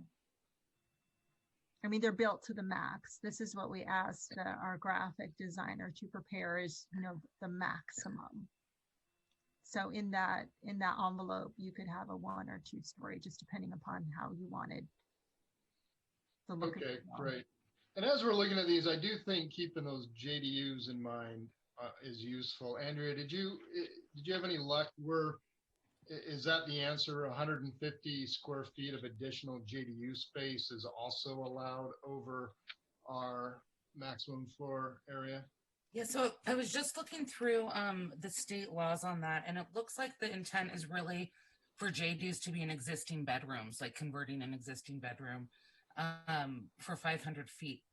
However, if there needs to be ingress or egress as part of that, then 150 feet of additional footprint would have to be allowed up to that to allow for ingress and egress. Okay. But we wouldn't, if the existing unit or the proposed unit within the existing space met the requirements, I don't think we would need to allow that additional 150 square feet if they could meet their ingress and egress requirements. Got it. But if someone was proposing a ground up, they could go straight to the maximum floor area and then add 950 additional feet, correct? Can you say that again? Sorry, I'm not. I follow the numbers, but Yeah, ground up construction, all being proposed at once. In San Carlos, you would now have the maximum floor area, which, we all spent a lot of time developing that. And because of the state mandate, it is now our maximum plus 800 for an ADU plus 150 for a JDU, and they'd have to configure it so they had an entranceway to make that 150. But we're basically at MFA plus 950. Am I understanding that correctly?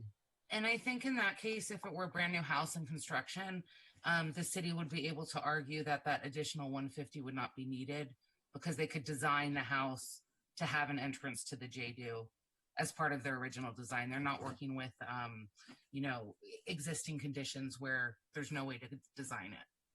I see. And I guess these are the kind of areas, this is what everyone will think about, right? Mm-hmm. So we should be clear and deliberate, whether we're intending that or not. It shouldn't be vague and a head scratcher for everyone. Did staff develop an opinion on this? I think it's provided in the code, but we'll need a second in the proposed ordinance. I think that 150 is mentioned, but I need to find the packet page.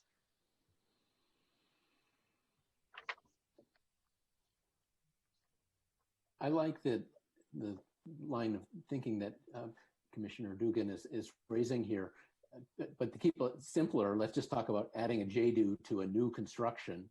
So generally, in the old days, you were limited to the maximum floor area ratio, and now with a JDU that allows 500 square feet, would it be MFA plus 500? You could build a new house with a 500-foot additional square footage.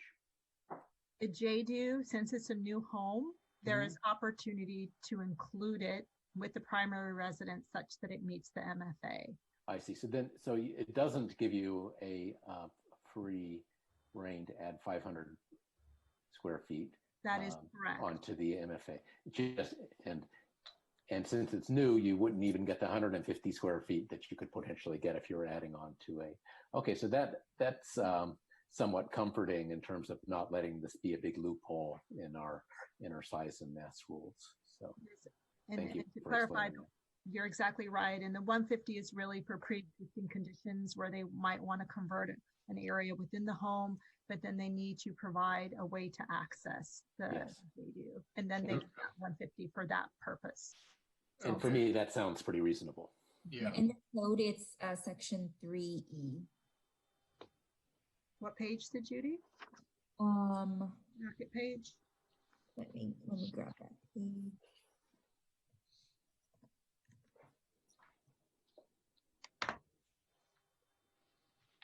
Yeah, we can deliberate on this, but I would want to be clear about it. I mean, the additional 800 is already pretty dramatic.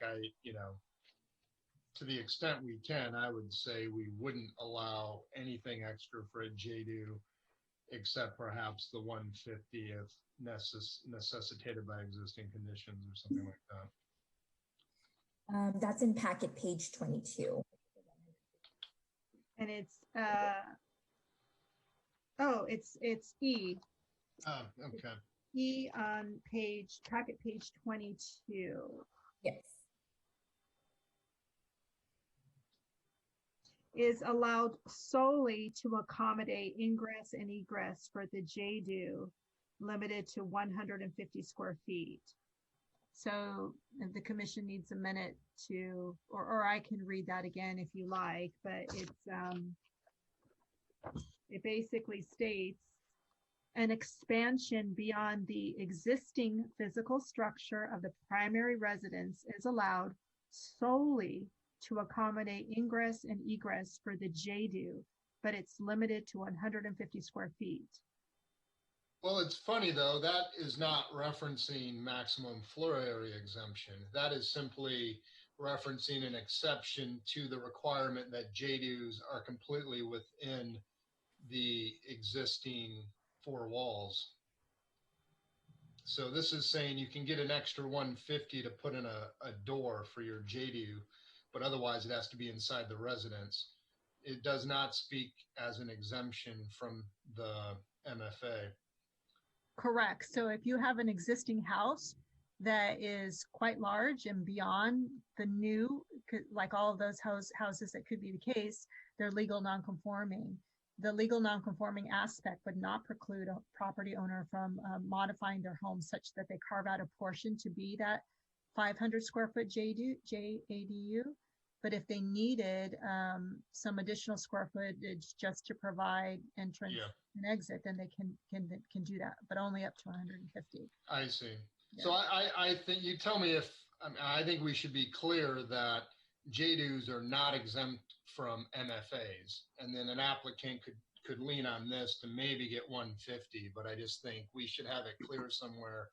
Just state that JDUs are not, there is no additional exemption from MFA and lot coverage for JDUs. I agree with that. And it's particularly relevant for new construction where you don't just get to add, you don't Right. say that you get, I need extra space because I want to include a JDU. Ditto. Okay, I think I have those in my notes. Okay, great. Sorry, we're to graphic 3. Let's see if we can get through all these. Okay, so graphic 4 is the same thing, except it's a 2-bedroom ADU on a larger lot. So a lot of these are going to look the same at the beginning. So now this is, oh, okay, so now graphic 5 is looking at, so what we just saw prior to this slide here are ADUs that are detached. Now we're looking at attached. So again, here, this is just showing an attached 1-bedroom ADU, again, MFA compliant. The graphic 6, same thing, just a larger lot. Graphic 7, here's the 2-bedroom MFA compliant attached 2-bedroom ADU. But on these, Lisa, so it's MFA compliant, but that means some of that 2-bedroom is part of the MFA, right? Because they're only getting a bleed over of 800 feet, not the entire blue, correct?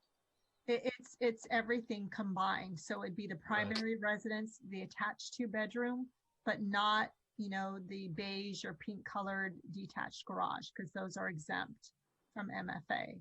Got it. Everything together would be MFA compliant.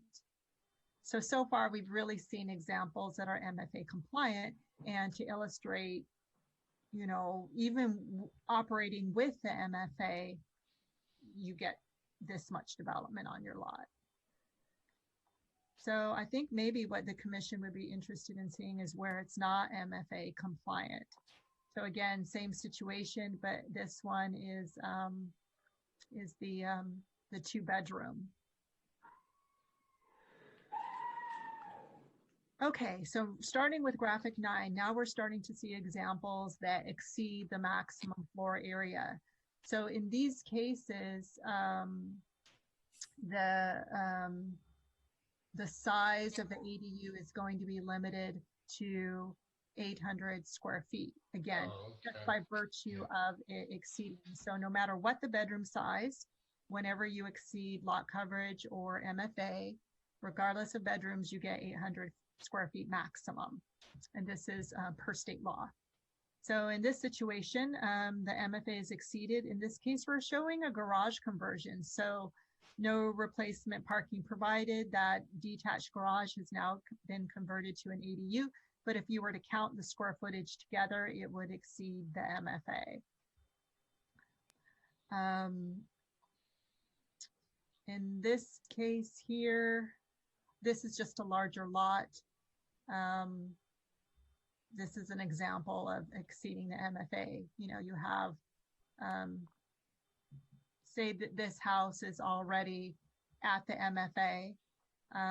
If you do garage conversion, you can, and this is what it would look like, at or exceeding the MFA. Because some of the homes that we have are going to be exceeding the MFA, but they can still do an ADU provided that it's no larger than 800 square feet. That's a good point. Mm-hmm. Okay, so here's a scenario that could likely happen. We see a lot of homes where, you know, you have the garage somewhat in the front. In some of the, you know, the kind of older traditional designs where you have a single car garage in front, you can indeed convert that into an ADU. So in this case, it's MFA compliant. We're just showing that example of what it would look like and you're compliant with the MFA. So that garage in front is now converted into an ADU. In this example, same thing, it's just a larger lot. So some of these are repeats with it because we simply use two different size lots. So here's the scenario where we're starting to show what ADUs look like above a garage and they're MFA compliant.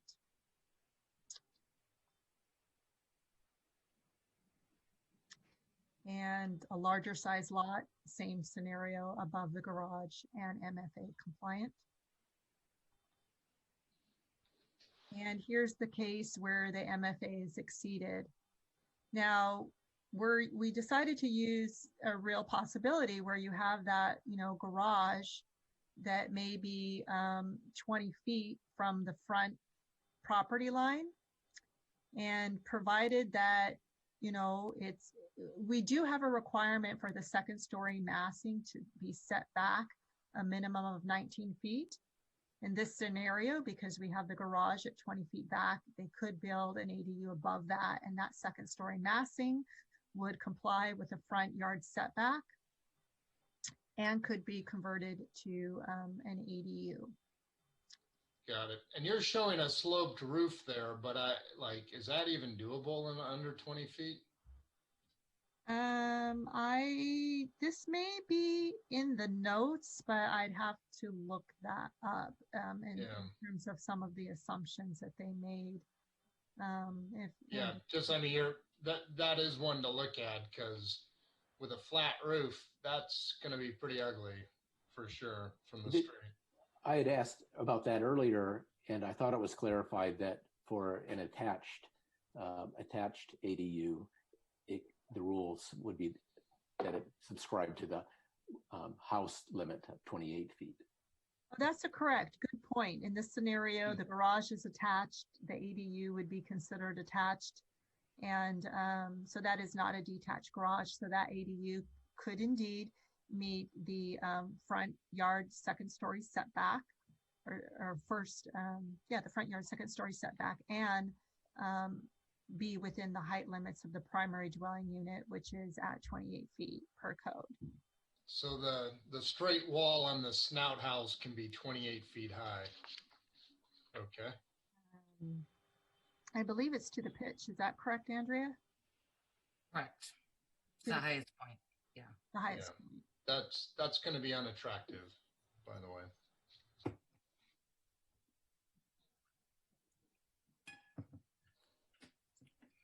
Okay, so I will move on.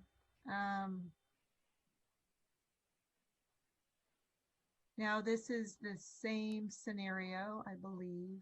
Yes, exceeded MFA, but just on a larger lot. And with a larger lot, you get a larger home, so you're seeing a larger, massing on the site. Okay, so now we're looking at a detached ADU that can exceed the maximum floor, that is exceeding the maximum floor area, where a property owner chooses not to put it above a garage. Maybe they still want to have their parking. Well, provided that they can be 4 feet away from the side and rear, that they're not exceeding 16 feet in height, they can indeed put an ADU, a maximum of 800 square feet on the lot. Okay. And just so lot coverage, are there practical reasons we have lot coverage ratios, like regarding drainage and runoff? I mean, do these houses pose some kind of threat, given that, that is a very solidly covered lot now? Is that present drainage or other issues now? Well, they would still need to comply with all of the otherwise required standards and regulations for runoff and ensuring that any runoff is absorbed onto the property. So it doesn't preclude all other regulations from being adhered to. What the state is really saying is that they don't want lot coverage and maximum floor areas to be limiting factors, but any requirements that are imposed by building for fire and life safety structural requirements and stormwater runoff requirements, those still need to be adhered to. Is my But I thought our stormwater runoff requirements were dealt with our 50% lot coverage standard. But anyway, that's a deeper topic. Would the creek setback rules still apply? They would still apply. So where an ADU was going to say it was running up, bumping up against a limitation such as, you know, maybe it's a creek setback or other requirement. It doesn't mean that, you know, we just throw away our creek setback requirements. It means that this particular development would still get to at least build 800 square feet, you know, up to that if they can fit it in onto the lot. But in order to determine if they could be closer than 25 feet from the creek setback, they would have to go through the regular practices that any other development would need to go through. And that is situations where those types of projects come before the Planning Commission for review, a biological study or a study on the creek to make sure that there's no detrimental impacts to the creek will still need to be adhered to. So this is a situation that came up not just in our cities, but some other cities because, you know, the state didn't take that into account. So what we're saying is that we still want projects to adhere to that standard, but where they're bumping up against it, we would otherwise, you know, want to do a study to make sure that the development is being done in a way that is most sensitive to the creek. And under those situations, it would have to go through that normal process. One of the things that we have to do, and it's mentioned in the staff report, is to present our ordinance after it's adopted to the state where they review it. It's not like the housing element where it needs certification, but the state will review it and they will let us know if we overstepped some areas. And if the issue of the creek comes up, we'll have that discussion with the state. But at this point, we are adhering to our regular practices when it comes to development in proximity to the creek. One thing to add to that, through our discussions with other jurisdictions and our 21 Elements group, we do not have to. So, for example, if someone came in and said, I get to build an 800 square foot ADU and I want to put it here and it's in the creek setback and this is where I want to put it, we don't have to allow that if there's somewhere else on the lot that they can reasonably build it. So just because there's this 800 square foot exception, it's not carte blanche to build it wherever you'd like on the lot. You have to also demonstrate that, you know, the location you're proposing is the most reasonable and the best for, you know, the environment and the lot as well. Now, if the lot was full and that was the only place it could be allowed, then we would have to allow it there. But it's not a by right, you know, picking the place that the property owner wants, and you know, violating any development standard to do that. The development standards can only be, you know, violated, so to speak, or waived if there's no other option for them to build on the lot. So it's kind of a last resort. If there is an easement along the side or the back of the property that is, let's say it's 5 feet, then that would mean that the 4-foot setback would be disallowed because of the easement. Can the building abut the easement, or is there also room that needs to be given? If there's a 5-foot easement, you need 2 feet or 4 more feet beyond the easement, or you can go right up to it? You can go right up to the easement. All right, so it takes into account any extra space that might be needed to access it, for example. Okay. Thank you. Okay, so I think we're just about almost through with these examples. So this is an example of that by right 800 square feet, you know, because it exceeds the MFA, it's a detached ADU on a larger lot. So in this case, the larger lots are going to be able to accommodate, you know, a little bit easier, you know, the ADUs where a property owner doesn't necessarily want to put it above the garage. And then, oh, I think that was our last one, our last example. Okay. Yeah, I think that was helpful, Lisa. Thank you for running through those. This is good to get a visual on what we're up to here. Yeah, it certainly illustrates the potential impact that we're going to have to absorb in order to obtain this additional housing. We're going to hear about it when they when these structures go up. So it's great to have it be illustrated so that we know what we're getting into. Yeah, terrific. I agree. I think we, 800 feet, we'll notice that depending how it ends up on that lot. Yeah. Very good. Any other final questions of staff, or should we open it up for a public hearing? Sarah, do we have callers waiting for us on public hearing? Yes, we have one. Okay, I will just reiterate for everyone, if you would like to comment before the commission this evening, please do. And the best way is to dial 301-715. I had it there in front of me.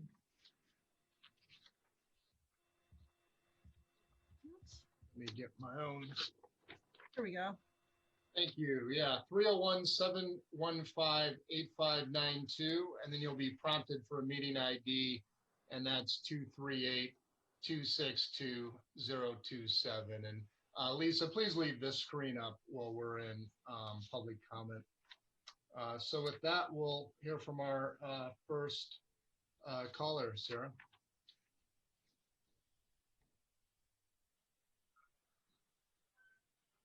Caller ending in 730. Hello. Hi. Yeah, hi. You're recognized to speak before the commission. Thank you and welcome. Well, thank you for being there.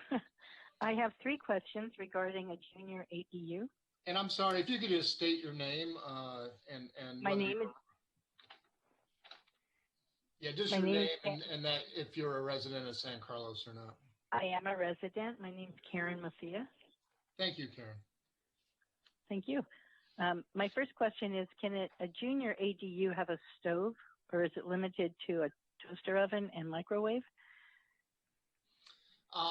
We are actually going to get to those definitions in great detail in just a bit in our deliberations. So we will be working on that in this meeting. Okay. And then does it need its own address, or does it share the address of the property? That is a good question. Staff, have you considered how the address will be handled on these? I have no idea.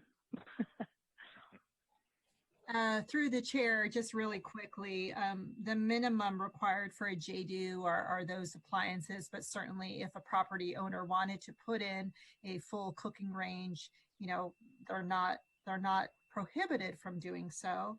And then with respect to the addresses, I don't have an answer for you this evening, but they are intended to be the state, I believe in the definition, and we can pull up those definitions again, is that they are an independent living facility. So we could work with our building official to determine what is the basic criteria for obtaining your own address. But that's not something that is set forth in the zoning ordinance per se, but it would be something that we could work with the building official on. Okay. And then how does a junior ADU affect property taxes? Well, we don't have an answer to the property taxes this evening because that is not our purview. That would be something that one could investigate further with the county assessor's office. Okay. Thank you very much. And through the chair, I believe, Judy, if you had a clarification, maybe now is the best time to hear it. Yeah, so going back to the question about the address, so according to 21 elements, they're saying no additional address is required on the property if it's a JDU because there's an interior connection. So they would share the mailbox? And I think they have flexibility. So if it's not required, but if the homeowner would like to get an address, I think there's some flexibility there. Okay, great. Thank you. I appreciate your time. Yep, thank you. Do we have any other callers wishing to comment this evening? One more caller. Caller ending in 031. Did someone just join the meeting? Hi, yes, this is Byron Hill. Thanks again for taking my call. This has been a really interesting discussion tonight. I think my understanding is that if the proposed ADU is part of the existing structure, or part of the primary residence, that it should comply with all of the kind of setback height requirements that exist for that primary residence. My question is whether there could be consideration given if the adjacent property is not a single family residence. So for example, maybe it's a school or a fire station or some other commercial property where there's setback rules or other that are in place, specifically so that neighboring properties don't feel like there's, big buildings. But if it's not a single family residence next door, whether there's any process for approvals in that respect.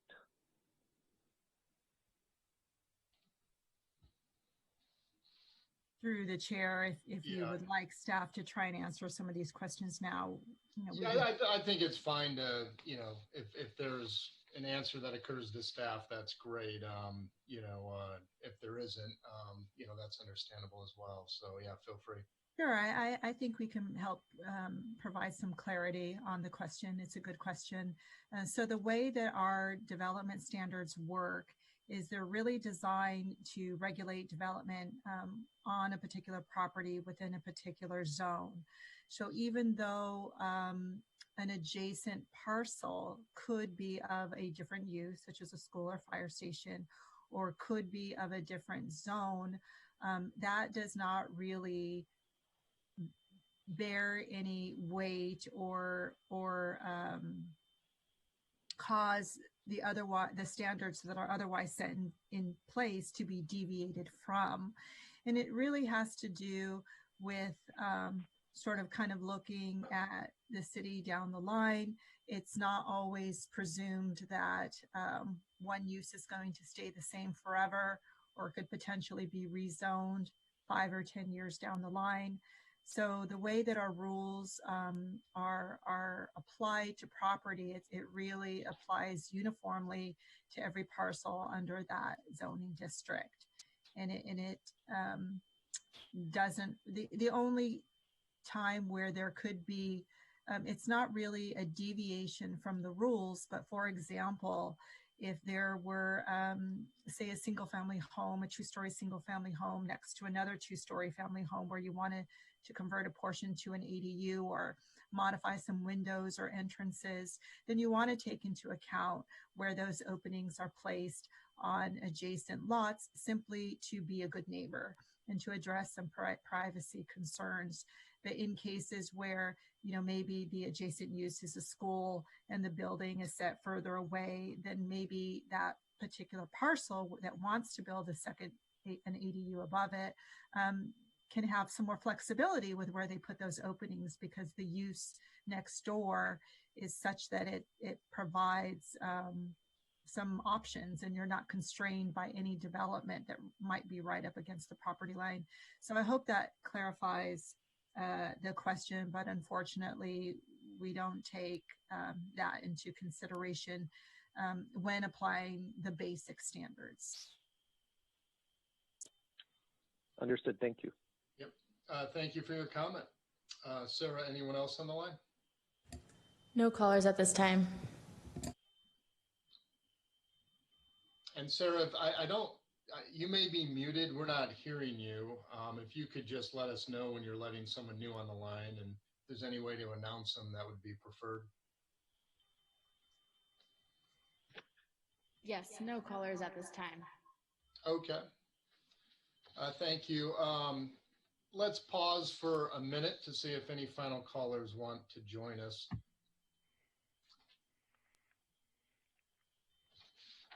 And again, the process to provide a comment is to dial in 301-715-8592, meeting ID 238-262-027.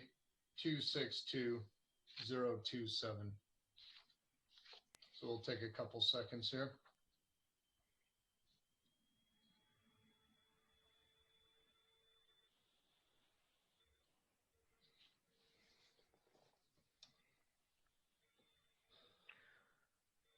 This is Don. While we're waiting, I just want to express my appreciation to the commission members and particularly the staff for all the work they put in on this. We're able to think of questions to ask, and almost invariably you come up with an answer right on the tip of your tongue. I'm just amazed at your professionalism. Thank you. Yeah, thank you, Don. I think it's terrific how much the city is getting done in this very trying time. So appreciate that from everyone. All right, seeing no additional callers, I will entertain a motion to close public hearing on this item. So moved. I second that motion. This is David. Terrific. All in favor of closing public hearing on this item, say aye. Aye. Aye. Are there any nays? Hearing none, public hearing is now closed on this item. Great. So commissioners, we can now deliberate.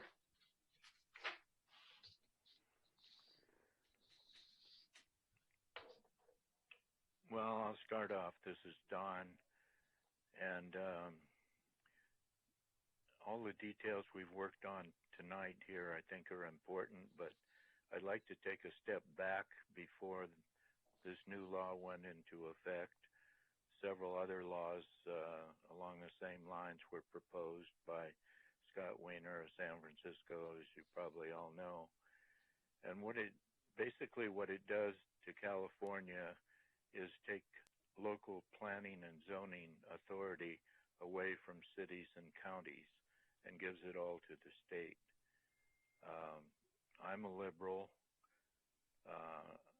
I believe in planning, but in a way, planning is socialism in a good way, that it helps people determine how they live in their own community and their own piece of property without offending other people too severely. There's always reactions and sometimes unanticipated consequences of these laws. And when the state, any state passes a law, or any country like this, it has tremendous effect. And planning and zoning law is 100 years old, actually older, but in 1926, there was a case that went to the U.S. Supreme Court around Cleveland. It was called Euclid versus Amber Realty, and it established that cities had the right or obligation to do planning, local planning and zoning authority. And this, to me, is reversing that 100-year-old Supreme Court case. So we can pass this. I don't want to be an obstructionist. I'm a team player, but I have a lot of misgivings about this as a planning commissioner and as a planner and a planning professor over the years. This is an astounding step toward. I've worked, taught in Korea and China, and seen what the communist parties can do by federal planning, and it's pretty scary because they're both ending up with so many vacancies after these that won't happen here because we've got the economy to support it. But maybe we shouldn't.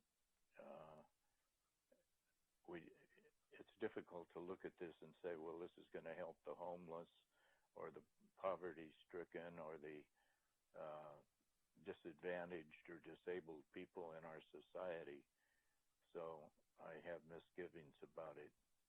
I don't want to abstain, and I don't want to vote to disapprove it because we have to get it approved by the state. But it's, to me, it's a big loss for local planning and zoning authority. Sorry I went on so long, but I couldn't hold myself back. Thanks. I put you all to sleep, huh? Yeah, no, I mean, that's interesting perspective, Don. I mean, I agree. State mandates can be hard to grapple with when they just land on us. Personally, I find ADUs a lot more agreeable than, mandates for 7-story apartment complexes up and down El Camino or whatever the SB 50 was going to be. ADUs, I think, are important, valuable public policy. They, in a way, we do have a housing crisis. I've said this a couple times that, I love the balance and the character of San Carlos, and I don't want that to change. But the balance of that is I also am a father of 3 children and do wonder where they will live someday. And that's the tension I think we all share in these roles, is to try to help the community understand and achieve some balance around those tensions.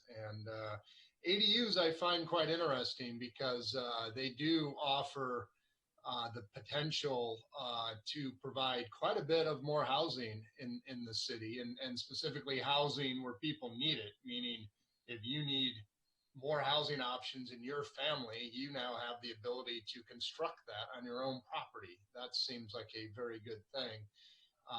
And the impacts of that are quite distributed as opposed to, a 72-foot apartment complex or condo complex next door.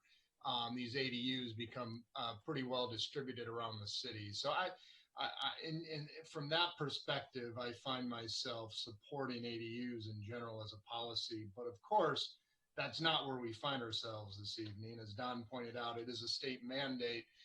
So all we're doing is trying to fit that state mandate into our fine city. So that's where we find ourselves. But so I do think it's important that we make sense of it. And to me, that boils down to 2 major areas. First, how does it actually intersect with our maximum floor area and lot coverage ratios, and being specific around that. And then also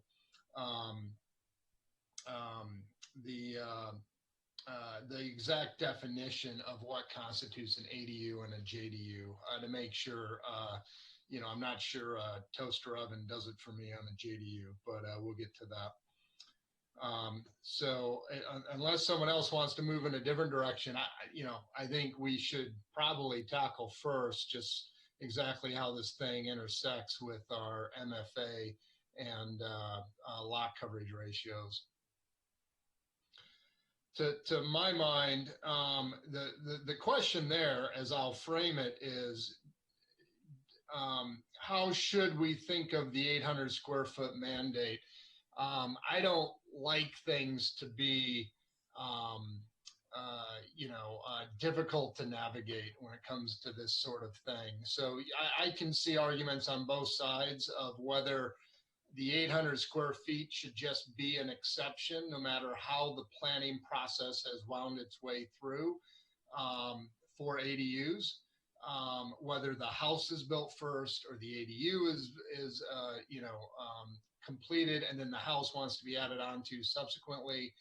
An argument could be made that we want to embrace the ability of people to construct ADUs, so we support 800 square feet, whether it's built now or later, and we're okay with the house otherwise, being up to its housing envelope under our MFA and lot coverage, and then you get 800 feet for your ADU. So, the other side of that is, boy, if you're smart and you have a good architect, you can certainly achieve that. But if you're silly enough to build your ADU first, don't come back to us looking for a house as big as your neighbor, because we don't like these big houses. And if you weren't thoughtful enough or didn't have a smart enough architect, you're never going to be as big as your neighbor. That strikes me as a little arbitrary, but I am sensitive to the fact 800 square feet is quite a bit, and we spent a lot of time on the MFA housing mass restrictions. So anyway, kind of long-winded. That's how I sort of frame it in my mind. How do you guys react to that? David Roof here. I agree. The order of building shouldn't have an impact, and it seems the scenario where somebody built an ADU first is going to be a fairly rare occurrence. There's not that many unbuilt lots where that sort of situation can come up. But in any case, the order, to me, it seems reasonable. The order could be either way.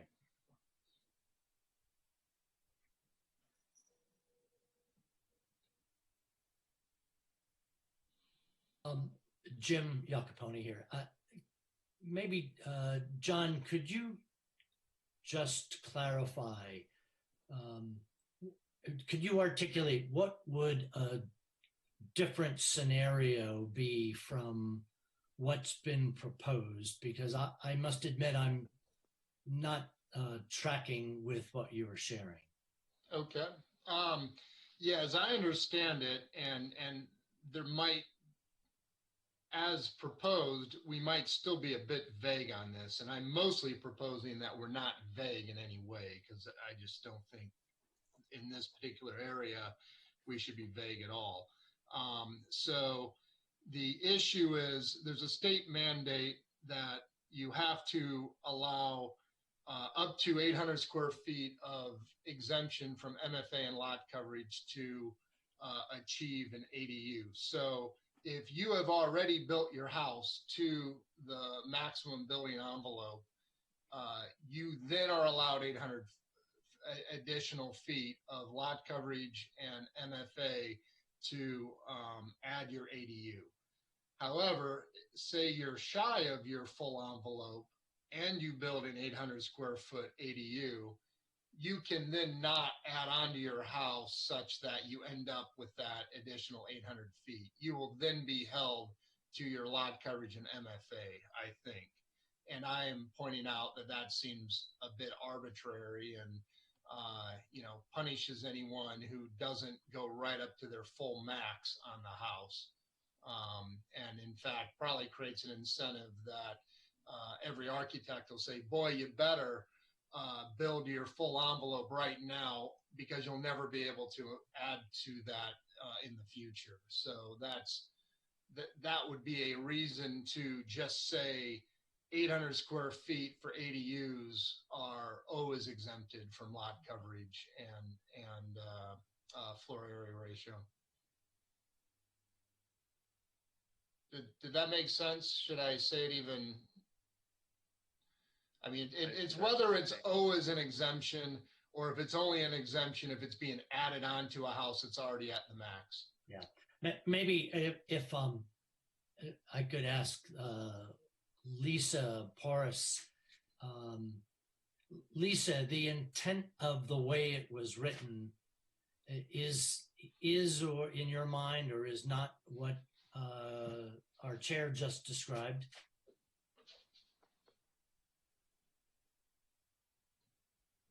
Thank you. Yeah, this is a very good discussion, and I do think it's important to get some clarity on it. And it's one of the things that we did discuss. So I think in cases where you already have your house and it's already at MFA or perhaps even beyond MFA because it's legal nonconforming, was built 10 years ago before we had the MFA, and you wanted to build an ADU, yes, you can, but you're limited to 800. If you can fit 800 on your lot, great, you can go ahead and do that, but it's a maximum of up to 800 square feet. And my understanding of the conversation or the clarity that's requested now is that what if a property owner was not at MFA and wanted to build an ADU, but let's say, I don't know, it's hard to come up with scenarios off the top of my head, but let's say they built 1,000-foot ADU. Yeah, say they built 1,000 square foot, or they wanted to build 1,000. They would need to do that. The way that it's expected is that they would, in order to get that 1,000 square foot ADU, then they have to do it in a way, or it needs to be accomplished in a way where they're not exceeding the MFA in total, whether it's occupied by the primary house or ADU. If it is exceeded, then they're limited. They need to bring it down to 800 square feet. And so my understanding is that if they had some additional square footage where they could add on to the main house, where they already have, proposed and built an ADU that was beyond 800 square feet, then they wouldn't be able to add on to their primary house because they have an ADU that's beyond 800 square feet. So because of the fact that the ADU is bigger than 800 square feet, then if we allow them to max out their primary house, we'd be creating a situation that would not conform to the code and the state requirement to limit that ADU to 800 square feet. Yeah. Does that make sense? And if Andrea, you want to jump in and describe it differently? Yeah, I think what maybe you're asking is that in that example, if there's an 1,000 square foot ADU, the question is, what if we exempt 800 of that? So in the future, only 200 of it's going to count towards MFA and the balance can go to the house. So regardless of, if you want to build a 2-bedroom ADU, that's 1,000 square feet, you need to have at least 200 square feet left on your MFA because that will count. Anything 800 and less won't count towards MFA regardless of whether it's built before or after the house, is I think what you're asking about. Because under the current, what's proposed, the order does matter.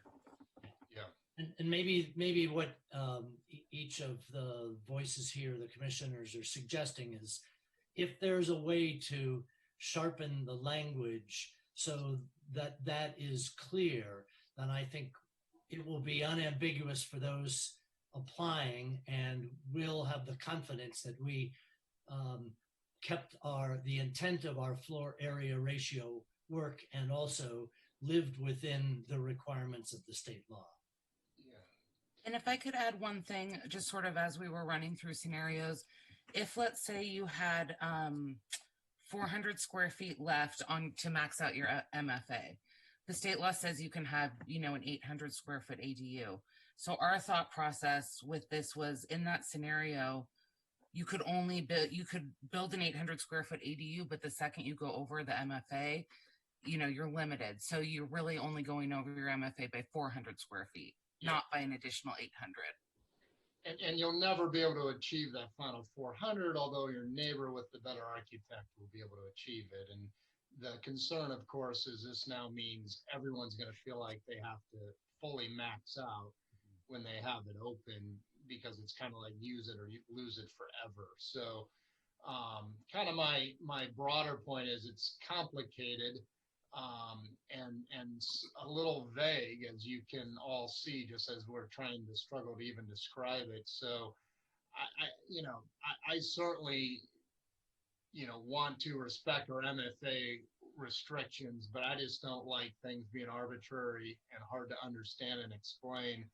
So I think I would maybe propose, I'd like input on this, but maybe propose just being flat out 800 square feet of ADU is excluded from MFA and lot coverage ratio. Just boom, there it is. Whether you use it up front or use it later, you get 800 feet for your ADU. At least so it's clear and understandable, and everyone doesn't have to go through that gyration of thought that we've been struggling with for 10 minutes. I like that idea. And one of the reasons I'm really supportive of it being super clear is I'm really in favor of this streamlined approval process. And once you lop 30 days or whatever it is off the approval process, the way you do that is to make the criteria and the rules really clear. And so I really appreciate distilling this down to several very clear sentences so that this streamlined approval happens, and it happens every time. Good point. Yeah, through the chair, we can certainly make that clarification that up to 800 square feet composed of ADU would be excluded from MFA and lot coverage requirements. Okay, it sounds like we have consensus on that, so I appreciate that. And then the corollary is I would also want to just be very clear and have a sentence to this effect that JDUs are not excluded from MFA and lot coverage ratio.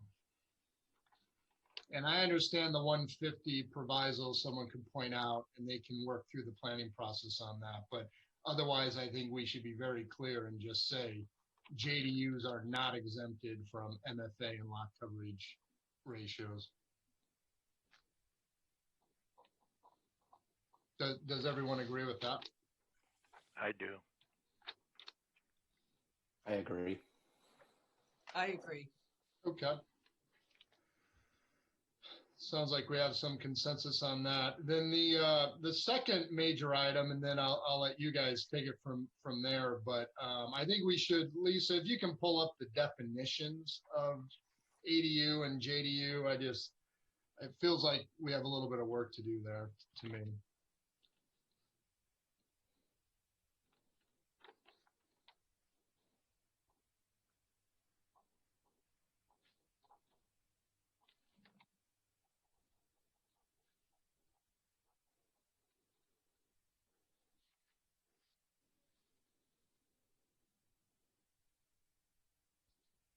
And so as I'm looking at this, I think the only one that jumps out to me at the ADU is the shower slash tub, just because that's kind of vague. And I certainly appreciated Don's comment. And I don't think anything we're doing here would limit the ability to put in a tub or anything that you wanted. But I think as far as setting a minimum definition of an ADU, I think we should just say shower. I don't think we should in any way apply a tub as mandatory because lots of a lot of well-designed bathrooms do not include tubs anymore. I would be happy if we could get the word minimum in there, that we're clarifying what's in the parentheses, sink, toilet, shower, shower, are the minimum, so that therefore if you want a shower and a tub or etc., just the define, right now it doesn't say that it's the minimum. It could be taken to mean that's the exact specification. Perhaps just put in shower, comma, tub. Well, that would solve it for that example. But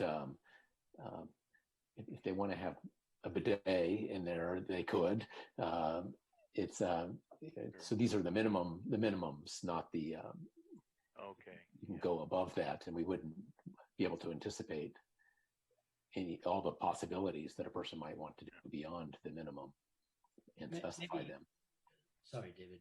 Maybe just to check, David and John, in the scenario that Don was speaking, if someone were to construct this ADU and the sanitation facility were only a tub. Are you suggesting that that's in line with what you're proposing, or that would not pass your threshold? No, I think I don't. I just don't want the walk-in tubs being not permitted. But I think Andrea perhaps cleared the language up when we went back to page 99 or whatever it was, and said that doesn't apply to all ADUs or JADUs. I just was tired when I first read it, but I was alerted, well, why couldn't someone have a tub, and particularly a walk-in tub if they needed it? Yeah, and Don, that was a bit confusing, but that in no way was talking about ADUs or JDUs. That I forget now, but that provision was about if it's not an ADU, it can't have a tub. So, yeah. Like you don't have to worry about that. But I think being more clear with this language that this is a minimum, and you can certainly add the tub that you're talking about, Don. I'm definitely supportive of that. If anyone can think of the wordsmithing that would make that more clear. But to answer your question, Jim, I do think a shower should be required. To just have a tub doesn't strike me as particularly functional in this day and age. Some older people can't take showers, but they rely on walk-in tubs. Of course, and they certainly can have a walk-in tub, but there should also be a shower head in there for, the next person who's going to move in. Almost everyone, anyway. Yeah, I agree.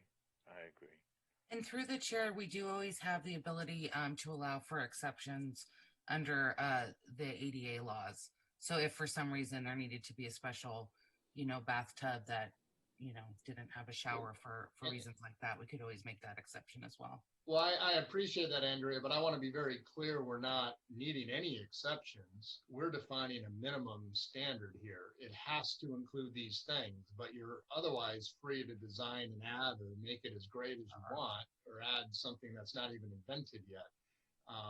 We're just saying if you're going to call it an ADU and get this extra 800 square feet, it's got to have a sink, a toilet, and a shower. And you can have 4 bathtubs next to it of any flavor or variety you want, but it's got to have a sink, a toilet, and a shower. And I apologize. I should clarify. I was referring to the section of the code that talks about accessory units that are not ADUs. So, for example, a pool house currently wouldn't allow a bathtub, but if someone needed it for an ADA reason, we could always provide that exception as well. I see. Okay. But we're really talking about the ADU definition here. Are we all is the "it shall include"? Is that strong enough language to make this out as a minimum definition? Is there a better way we should? I don't see the word minimum in here, but sure. How about "it shall include at a minimum permanent provisions for living, sleeping, eating, cooking, and sanitation, sink." At least a sink, toilet, and shower, and remove the /tub. That's what I'm reacting to. Yeah. I just think /tub, it doesn't define anything. That's just confusing. So you could say at least a sink, toilet, and shower. Sure. Through the chair, if I may, again, all in the spirit of clarity here, because someone could propose a bathtub with a shower head and say, oh, look, but this is function and says as a shower. Would it be appropriate to say separate shower, like a standalone shower? I think that's... Oh, no, I think I'm perfectly fine with a shower tub combo. I just don't want to require a shower tub combo. A standalone shower is enough. That's what I'm saying. Got it.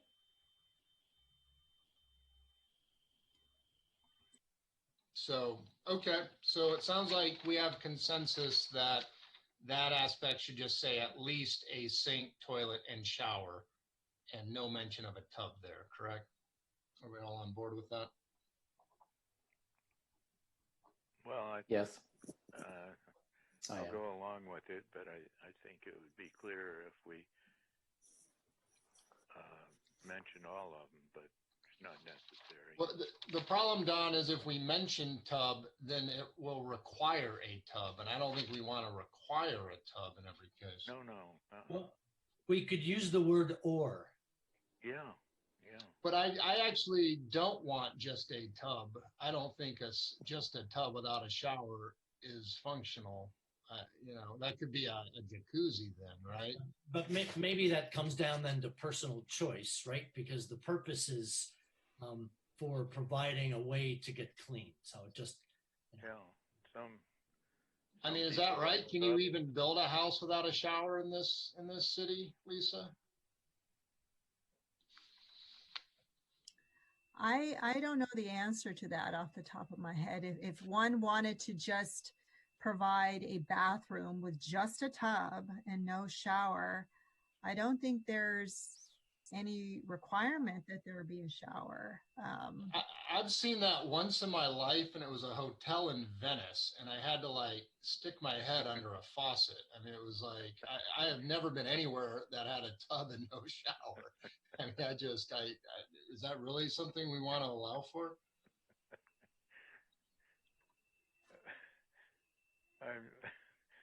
I'm cracking up because frankly, I'm going to say I think we're probably working it maybe a little too hard. Oh, yeah. So I'm willing to move on. Yeah, let's please move on. At minimum, a shower, and certainly if someone wants to include a tub, they may do so. But at minimum, the shower is what's So it'll say at least a sink, toilet, and shower. Yeah. Okay. I'll take care of it.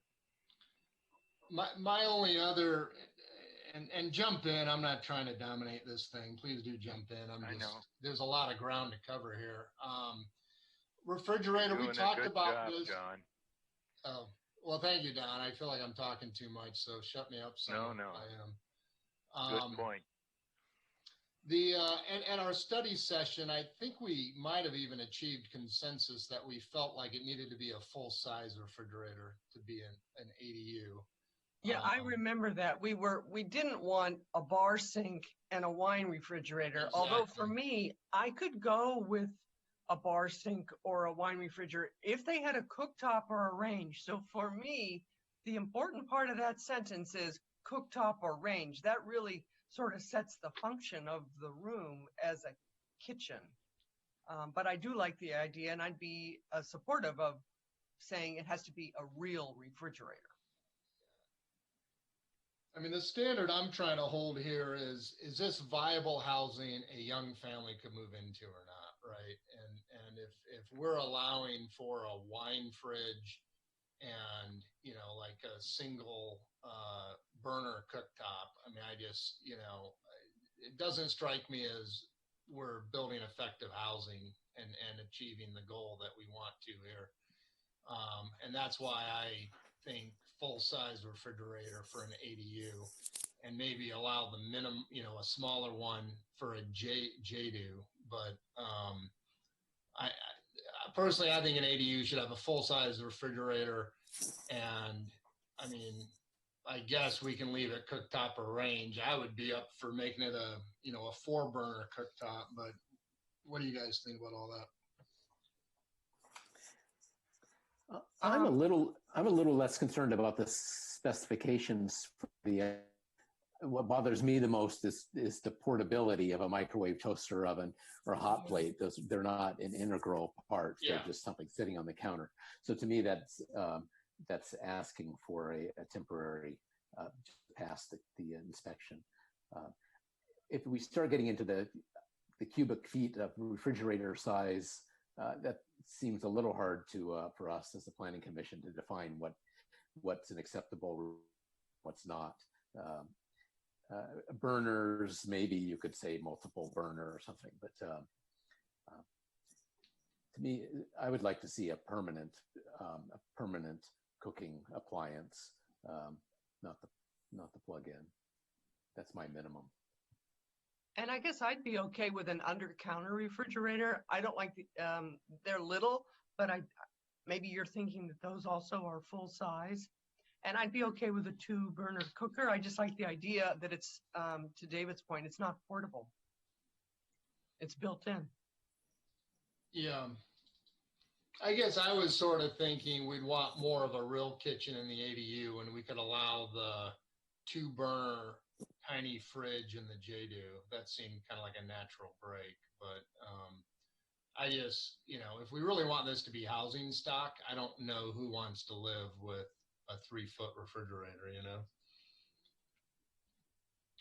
Good point. That's true. I'm just trying to make sure these definitions support the goal, which is providing additional meaningful housing in our town and not allowing someone to put a bar in and steal 800 extra feet out of the MFA. That's what I'm trying to guard against with this stuff. Agreed. Through the chair, I'm just looking through the state law to try to find some clarity, and there isn't much, but looking at other jurisdictions, almost all of them note that for JDUs, the cooking facility, we can only require cooking facilities with appliances that do not require more than 120 volts, natural or propane gas. And I don't see that in the state law, but it seems to be in other cities' code. So it could be something we would need to check on to make sure that's not called out somewhere. Okay.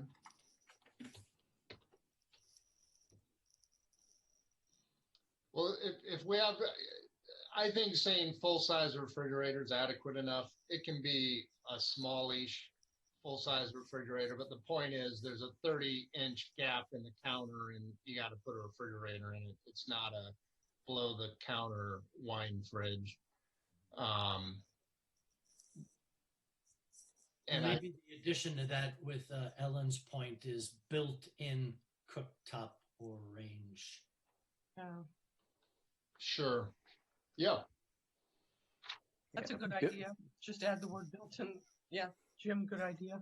I would like built-in, but the 120 volt may be a pretty small selection of built-in 120 volt cooktops. Well, let's stay in the.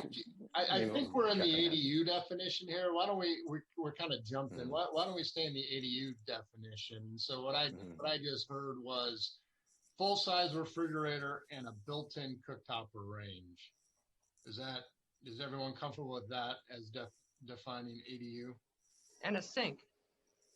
Well, right. Yeah, that's already there. Yeah. So the sentence would be at a minimum, the kitchen shall contain a sink, full-size refrigerator, and either a built-in cooktop or built-in range. How about built-in microwave oven? Well, that's down in JDU. That's allowed in the JDU. In the ADU, we want to see a real cooktop, don't we? Yes. Yeah. Well, sometimes they're separate, the ovens and the. Well, again, this is a minimum. This you is can a absolutely add the microwave, or do a full kitchen, do a chef's kitchen here. But at a minimum, it's got to have a sink, a full-size refrigerator, and either a built-in cooktop or built-in range. I had a question for staff on ADU and reflecting to the very last phrase on the JADU. Is there any thought as to why the phrase as well as food preparation counter and storage cabinets aren't reflected in both instances? I think it could be. I believe it was added to the JDU definition to get around the idea of just a wet bar. So it could be added to both for consistency as well. Yeah, you did such a good job. Let's capture it. Yeah. Yeah, I like that, Jim. Thank you. That's a good add. There's also a missing parentheses under the JDU definition, so it was hard for me to understand where the microwave, toaster oven, and what was in parentheses with the microwave, toaster oven, and the hot plate. Oh, I'm sorry about that, Commissioner Garvey. Imagine the parentheses right before the EG. Okay, thanks. Yeah. Okay, so I think we're done on ADU. And I like that ad, Jim, about the food prep counter and storage cabinets. I think we have consensus on that. So for JDU, I agree with Commissioner Roof that something that you can just pick up and walk away with, or, you know, unplug that microwave from your kitchen the day the inspector's showing up and go put it on your bar counter and call it a JDU. You know, I don't like that.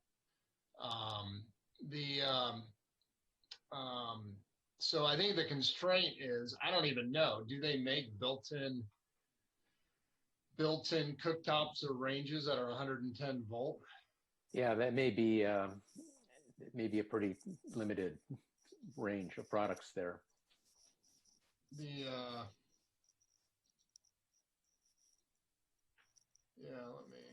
I mean, clearly the state is trying to stop us from throwing up technical hurdles to build a JDU, so that's understandable. But on the other hand, we need to get a real enough kitchen that we're eliminating the. You know, it actually works. I'm on HomeDepot.com and I see a couple dozen, and they tend to be 2-burner cooktops that are 110 volt. So I think that works nicely, actually. And that seems to be 2 burners only need 110, and if you get up to 4 burners, then it goes to the 220. So there, we're legislating on the fly here. So they can or cannot have gas burners? They can have anything. We're defining the minimum requirement to meet the definition of a JDU. So they could have a chef cook, you know, I mean, they could do anything in this kitchen, but at a minimum, it's got to have at least a built-in cooktop or range. Does it have to have a refrigerator? I don't see a refrigerator here. I think at least an under-counter refrigerator would be. I agree. I agree as well. Yeah. I agree as a minimum. Yeah. Okay. So this, I think, would be an efficiency kitchen is required, which must include a sink, a cooking facility with a built-in cooktop or built-in range.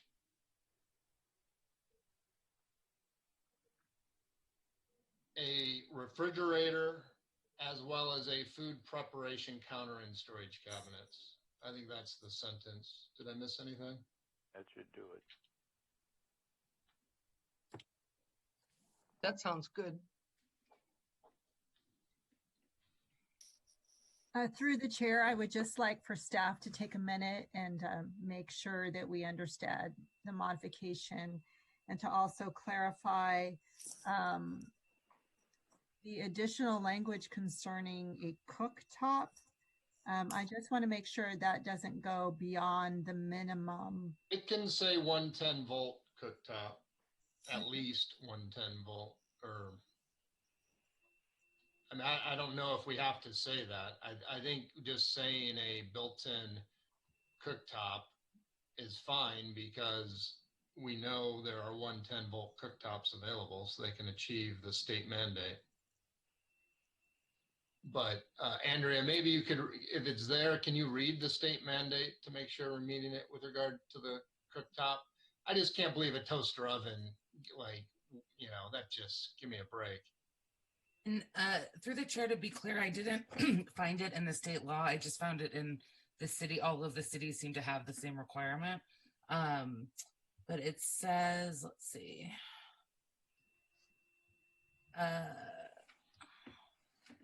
A kitchen that has cooking appliances that do not require natural gas, propane, or electrical service greater than 120 volts.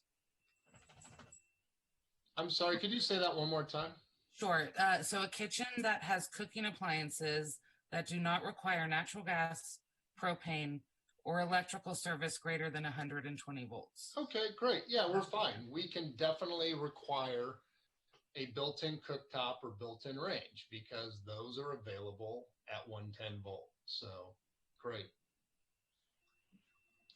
So the sentence would be an efficiency kitchen is required, which must include a sink, a cooking facility with built-in cooktop or built-in range, a refrigerator, as well as a food preparation counter and storage cabinets, period.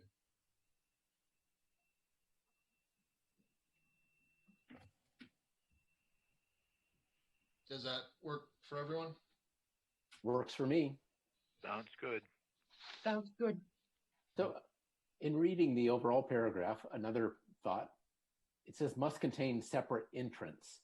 Does that need to be an exterior entrance? It's a good point, really. Yeah. Yeah, I And think it should say exterior there. I agree. the ADU definition doesn't seem to talk about an entrance. Does that word need to go up in the ADU definition? I completely agree, David. Great point. Both of them should require it, right? Yeah, I mean, I think that's important to make it a independent living situation. So the parenthetical is must contain a separate external entrance, and that parenthetical goes in both definitions. My sense is that entrance sort of implies you're coming in from the outdoors as opposed to just walking down the hallway, but Maybe, but yeah. Anyway. Yeah, I mean, this is such a gray area because this is also the configuration which, you know, you can enter into someone else's house and use their bathroom, right? If you choose to set it up that way. So it's it's a little the exterior entrance. If you're on the second story, a separate exterior entrance may be hard to. well, that's where you get the extra 150 feet. Yeah. Yeah. All right. We're throwing a lot at you, Lisa, but you think you have this in a way you'll be able to repeat it when we get around to the resolution? I think so. I think what I heard is that you wanted to make clarifications about the food preparation and counter and storage cabinets for both definitions. I definitely got your modified description of the cooking facility for the JDU, a cooking facility with built-in cooktop or range, a refrigerator, as well as food preparation, so on and so forth. And then clarification that the entrance needs to be external in both definitions. Is that right? Yes. And the built-in cooktop or built-in range in the JDU. Did you say that? Yeah, I got that. Okay. Cooking facility with built-in cooktop or range. And let's see. So Judy or Andrea, did you want to comment on any of that for the JDU? No, I think you got it. Yeah.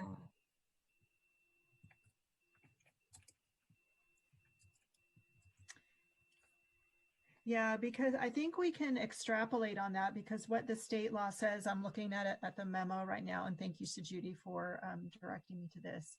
The cooking facility, you know, with appliances. So I think what the commission is really doing is clarifying what they mean by that cooking facility. So the state basically says cooking facility with appliances. So I think we're just elaborating on that a bit more, that it's built in. Yeah, and the only constraint from the state is that we can't require 220-volt appliances, but there are built-in ranges and quite a number of them available that are only 110-volt. Well, I guess a 220 appliance could go in. The 110 is the floor, right? Not the max. Exactly.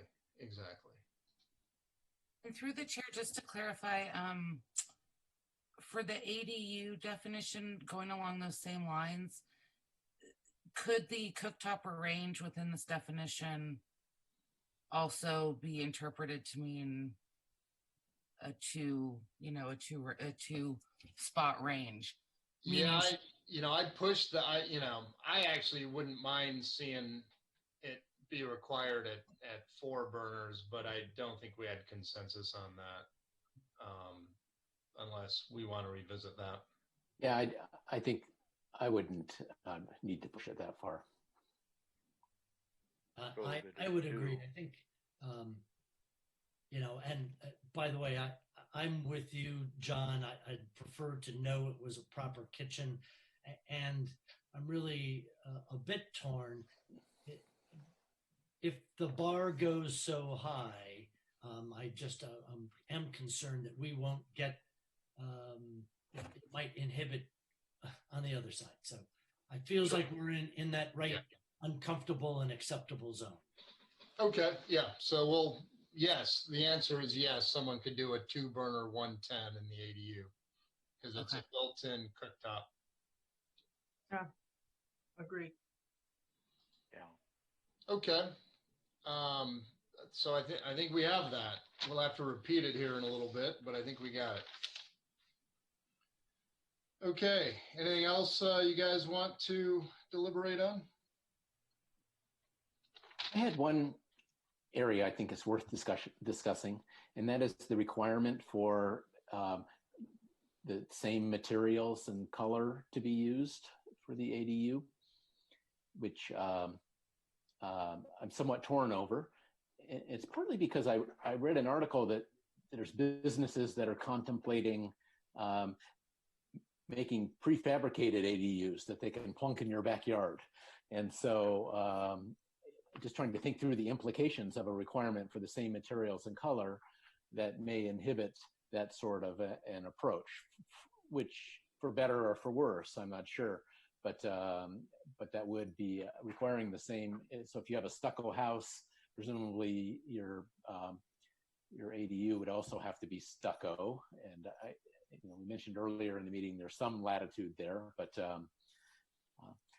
on the other hand, I'd be a little worried if you could just put like a mobile home, plunk a mobile home in the backyard and call it an ADU. That's probably not what we're aiming for. So I don't think there's anything to prohibit it. Yeah. Well, there is. If you're saying the materials have to be the same, then then you can't just plunk a mobile home in. So I think the laws use the word substantially. The materials have to be substantially the same, and which gives staff some leeway, I think, in what they approve. What I get back to is we want a fast approval. I don't want it to take 2 weeks for staff to figure out if you have a stucco house and they want to put in a different material in the back, what other materials are approvable. But this word substantial gives you some wiggle room. Can you put in an aluminum siding prefabricated structure? Maybe you can if the color tones are very similar to your current color tones in your home. Yeah, I mean, so that would meet the color, but not the material. But I didn't come up with a solution for this because I can see the value of requiring the materials and colors to match because that's going to be aesthetically much more pleasing. But on the other hand, we don't want to inhibit the efficiency of perhaps and also the ability, architectural freedom to do something a little bit different. So I'm not sure where I'm landing. I thought it was worth discussing though, because right now, I mean, substantially it gives some wiggle room, but it wouldn't. It may preclude the business model of having a prefabricated unit that you could put anywhere. David, maybe the part of that phrase that we could think about changing would be the substantially similar, and maybe it's substantially consistent with or alike, right? In other words, just giving staff and the homeowner something that's a little more rope, and maybe maybe that's counter to what we have tried to do, which is create real specificity. But I think your push is the tighter the chain here, the less flexibility homeowners may have to do something which is efficient, attractive, and timely. So Yeah. maybe the question to you is, how strongly do you feel about opening this up, broadening that flexibility for staff? Yeah. What discretion? I'd be happy if we could just say like color either the same or harmonious to the existing. Materials could be the same way. So Lisa, Similar how much latitude do you think you would want given this dialogue?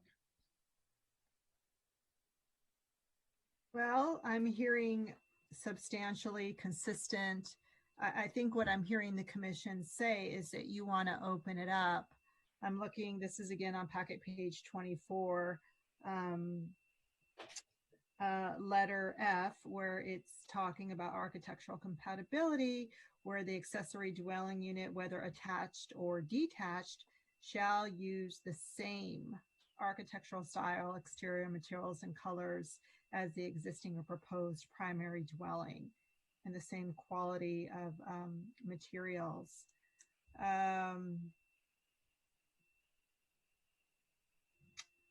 Yeah, thank you for reminding us that it was same.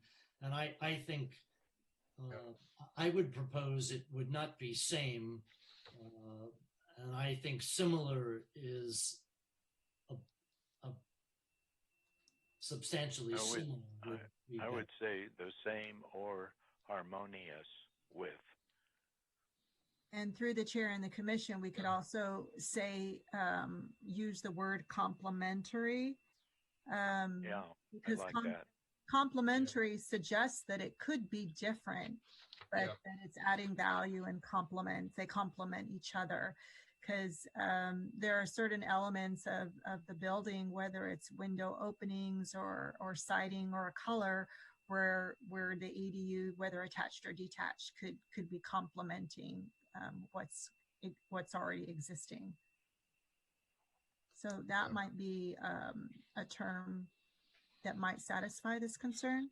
It's a suggestion. I think so. I think that's a nice term, but again, kind of in the category of let's be clear on what we're doing. Did staff form an opinion on prefab ADUs? Because that is a real thing, and there's some cool ones, and you can get them. They look like they dropped right out of Dwell magazine, right? They're modern and slick, and I think most people would like them, but do they look like a 1955 San Carlos house? No. Do we want to allow them, or do we not want to allow them? I think we should have that discussion. And did staff have that discussion? Yeah, there's the cool dwell type units, and then there could also be really cheap trailer type units, I suppose. Absolutely. So there's quite a range there. Yeah. So through the chair, yes, we've had these discussions, and yes, we've had proposals by homeowners who have asked the question as they kind of investigate, these possibilities, whether or not the city would allow pre-manufactured or prefabricated structures. And the answer to that is yes, but we are not looking for something that's, just out of, not like a construction trailer, a temporary construction trailer that's, positioned on the property. We basically say we still need to find that it meets the design review criteria. So it has to, it would need to be modified. If it's very bare bones, then we would want it to be modified or dressed up in such a way where it's going to complement the existing architecture, whether by having similar openings or a window style, or there's something about the architectural components that allow it to read together with the main house. And it's somewhat difficult to put into a zoning standard, like one size fits all, which is in this case, we since these are going to be, potentially, a fair amount of additional square footage added to a property, staff was conservative in suggesting that they really wanted to follow the existing style that's already there. So at least it's integrated architecturally. But if we want to allow some freedom, then we would need to find some common language or some language that would allow some deviation, but that there be some similar elements where it can, generally read and not be jarring, and also to address the issue where something is really bare bones and we're holding it to a higher standard. And through the chair, if I could just add to that, the code does prohibit foam trim, plywood, and aluminum siding, so that wouldn't be allowed straight through the code. But also, as an example, we did recently have an ADU that was more contemporary with a house style that was completely different. And we do different things to try to, like Lisa said, make them read together. So it could be window trim, it could be the color, it could be the roof pitch. So, following along Lisa's lines, it's hard to sort of narrow that down to one thing that's similar. But we have in the past worked with owners to, allow two different styles of an ADU in home and actually have them read together as well. So the phrase "same or complementary," does that give staff the flexibility to allow for tasteful prefab units, but yet still enough leverage over the applicant to make sure it's not a double wide back there? I think what would allow some of the flexibility, let me just try this out and you guys can let me know what you think, but shall use complementary elements, like architectural elements, such as whether it's the architectural style, maybe it's exterior materials, maybe it's colors or openings, but maybe we can break this down to say that at least you need to have some elements within this new additional square footage that complements the existing, whether it's by architecture, openings, materials, or color, that there's some common thread, but perhaps it doesn't need to meet each and every one of these. Yeah, I certainly support that. I think we might even have a consensus on that. Do you know what that language would read like? Okay, let me try. So an accessory dwelling unit, whether attached or detached, shall use complementary elements, shall use complementary elements such as the architectural style, exterior materials, colors. Maybe I would even include openings, because windows obviously can be a common thread, or openings of the existing or proposed primary dwelling. Okay, yeah, I think leaving same in there is a good as well, right? If someone did come in with basically the same design, would want to approve that as well. So shall use the same or complementary elements such as architectural style, exterior materials, openings, and colors. Sure, that would work. Either the same or some complementary elements, such as the following. Okay. Do we have a consensus on that, commissioners? Yeah, I like that. Good. Yeah, good. I have a question on the state legislation. Is there anything that prevents tiny houses from being rolled in and hooked up, as well as mobile homes? Are they permitted? As long as it has a built-in cooktop or built-in range, I think it can be tiny. So it can have wheels. I didn't know that. Oh, yeah, I don't know about that. Yeah, tiny houses have wheels, but sometimes they take them off, just like trailers become mobile homes. They take the tires off. Huh. But that's not what we're looking for here. tiny houses are about 200 square foot, I think.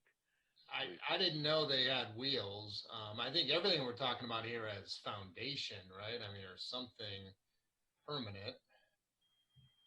I have Well, a that's pop-up why trailer in my driveway.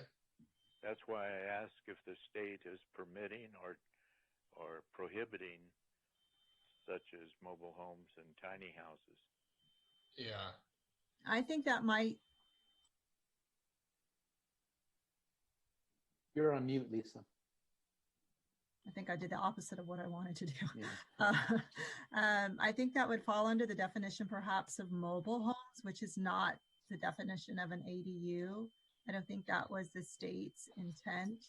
I guess, however, if there was a tiny house that could be modified to meet these, the definitions as we're proposing them tonight and the architectural compatibility requirement and be, permanently located, then I don't see why we would say no.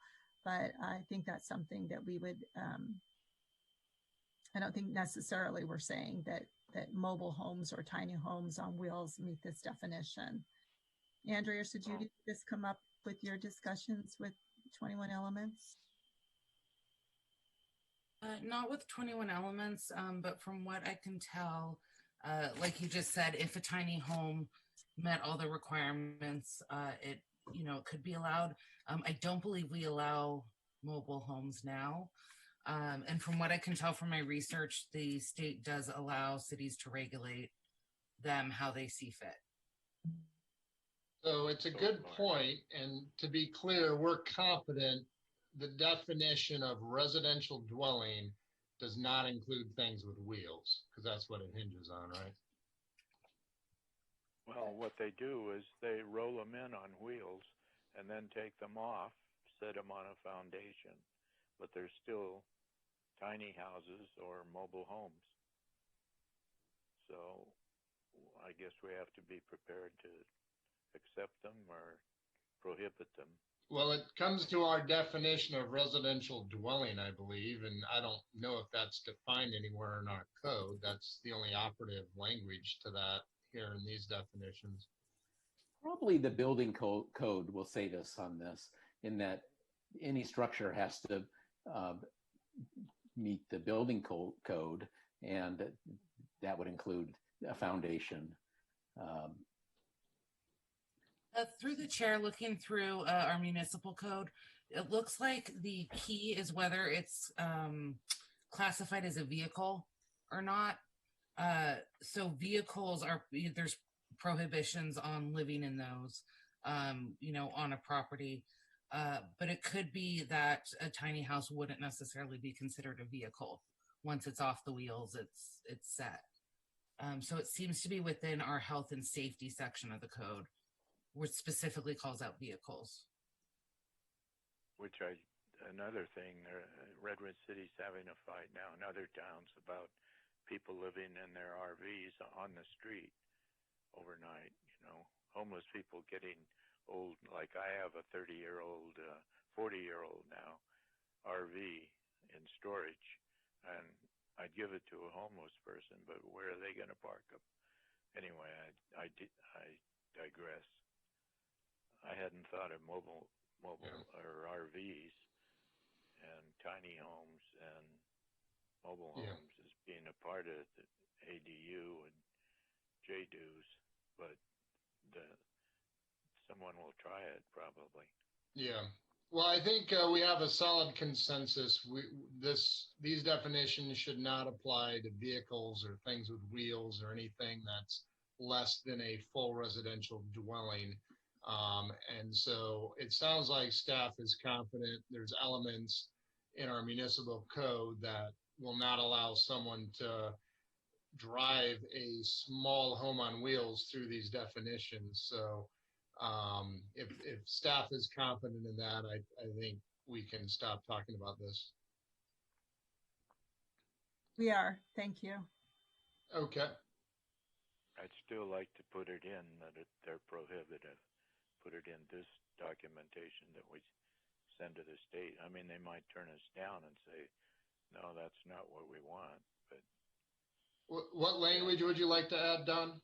I'd like to say that tiny homes, mobile homes and recreational vehicles are prohibited under the ADU or JADU definitions.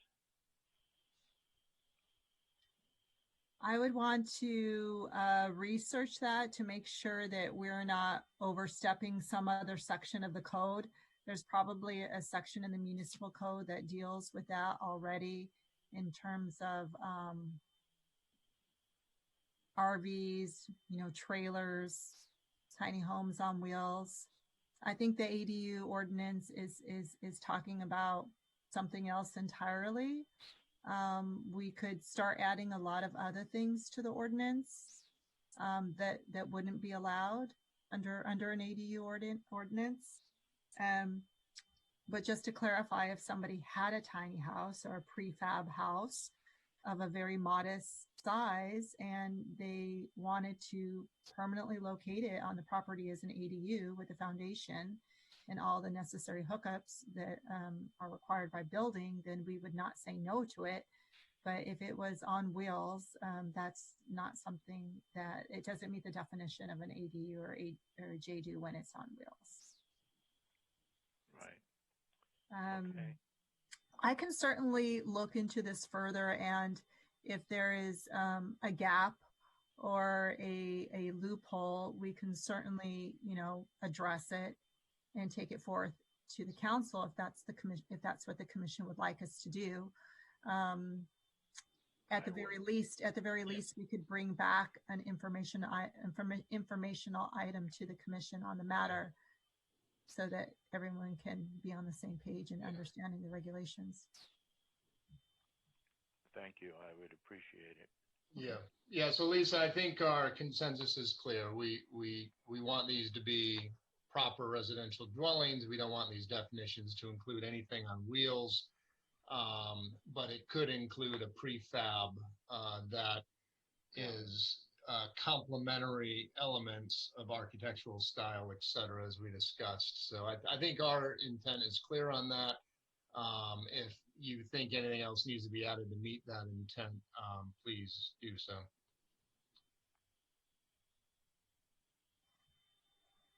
The last note I'd made is the idea of privacy screening being required in some cases was raised. Is that something we want to build in?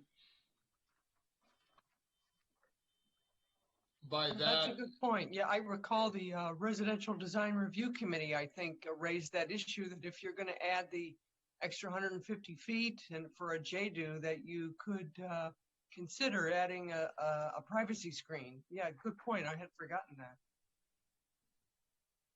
And what exactly, you mean like a high fence? Like what is a privacy screen? And it could be landscaping too. I mean, yeah. I think we already, fences are allowed. Do we want to mandate fences in front of these things or something?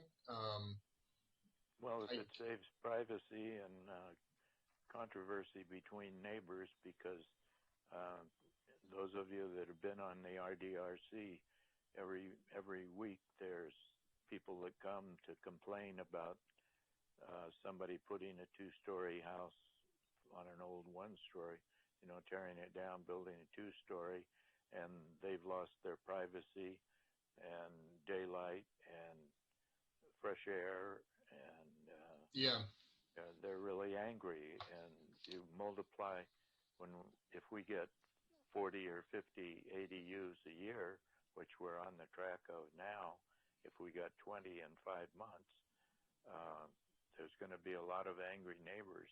I certainly hear you and recognize that concern. I was reacting to a privacy screen. The nature of a fence is either neighbor can put it in, right? And it's not obvious to me everyone would want a high fence put in if the other guy doesn't want it. Where I usually find myself, the couple of stints I did on RDRC, it usually came down to, windows looking, if you're on a 4-foot setback on a second floor looking down into someone's backyard, that's not, that's kind of not cool. I'm on board with that. So maybe those windows need to be obscured. Is that kind of what we're thinking about by way of privacy screening? Actually, I think the obscured thing is already in the. I remember reading that's in there. If it's facing either obscured or have a high sill. Yes, that's right. Those are the words. So I think that part's in there. With the fast turnaround time on this permit, there may not be time for the RDRC to kind of broker a good neighbor arrangement. It's apply, approve. You're out the door. Is there even a public notification requirement? Through the chair, ADUs are not required to go through any type of planning process. Again, only when an ADU is proposed in conjunction, say someone is scraping the lot, the owner knows they want a primary residence, they want an ADU, then the whole project, the ADU plus the house, goes through the normal timing as a new house would. It's only when the ADU is proposed as a standalone item. You've already got your house, you just want to build an ADU, then you can go straight to building, and we're required to get it permitted, planning permitted within 60 days. And just to kind of follow up on the idea of the privacy screening, I think it's just a general statement. It would be up to the designer to determine what that is. And that could certainly be, some landscaping. And I think Andrea mentioned that it could be a trellis, but then we're limited, I guess, to 6 feet, though. That's true. We're limited to 6 feet. But my question maybe to Andrea is, what about, say you have an ADU? Well, if your ADU is on the ground, privacy screening, that can be interpreted to mean things such as landscaping, where staff is already directing some applicants of ADUs to put in some screening where there's some sensitivity between property lines. And so we've managed to accomplish that. But I think having it in writing puts the builder or the owner on notice that in certain cases, we're going to want to see that as part of their application. So to be prepared for it. Andrea, did you want to add anything to that?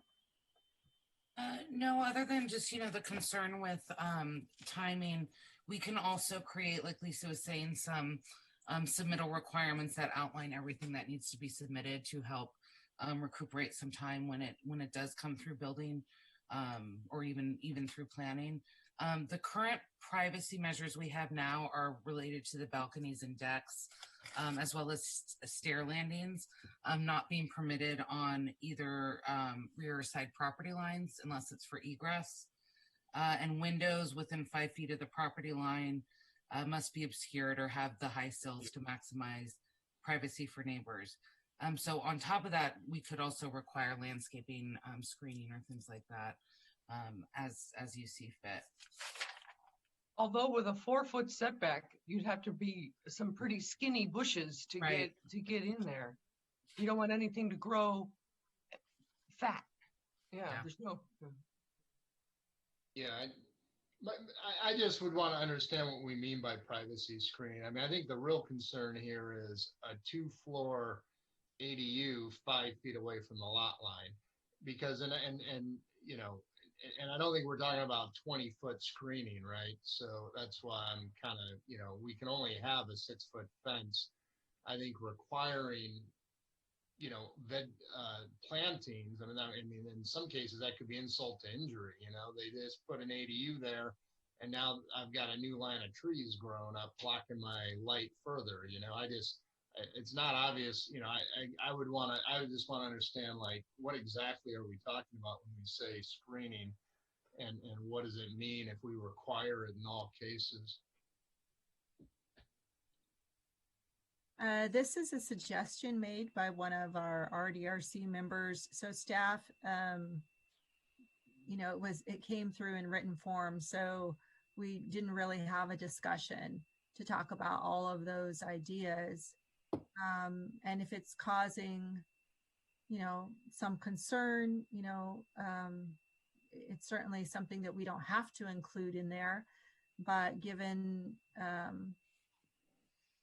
I think the language, correct me if I'm wrong, and we have the actual language in That's the packet page 24G. 24G.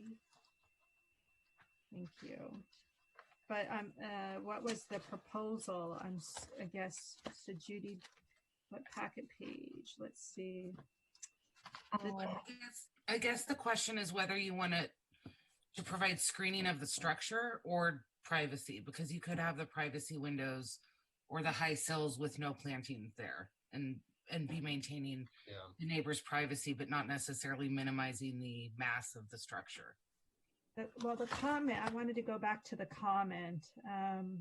It was, let's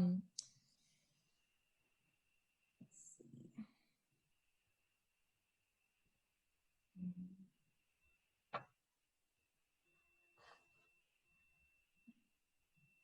So clarify that when ingress, egress make these unavoidable, that privacy screening will be required for both ADUs and GUs.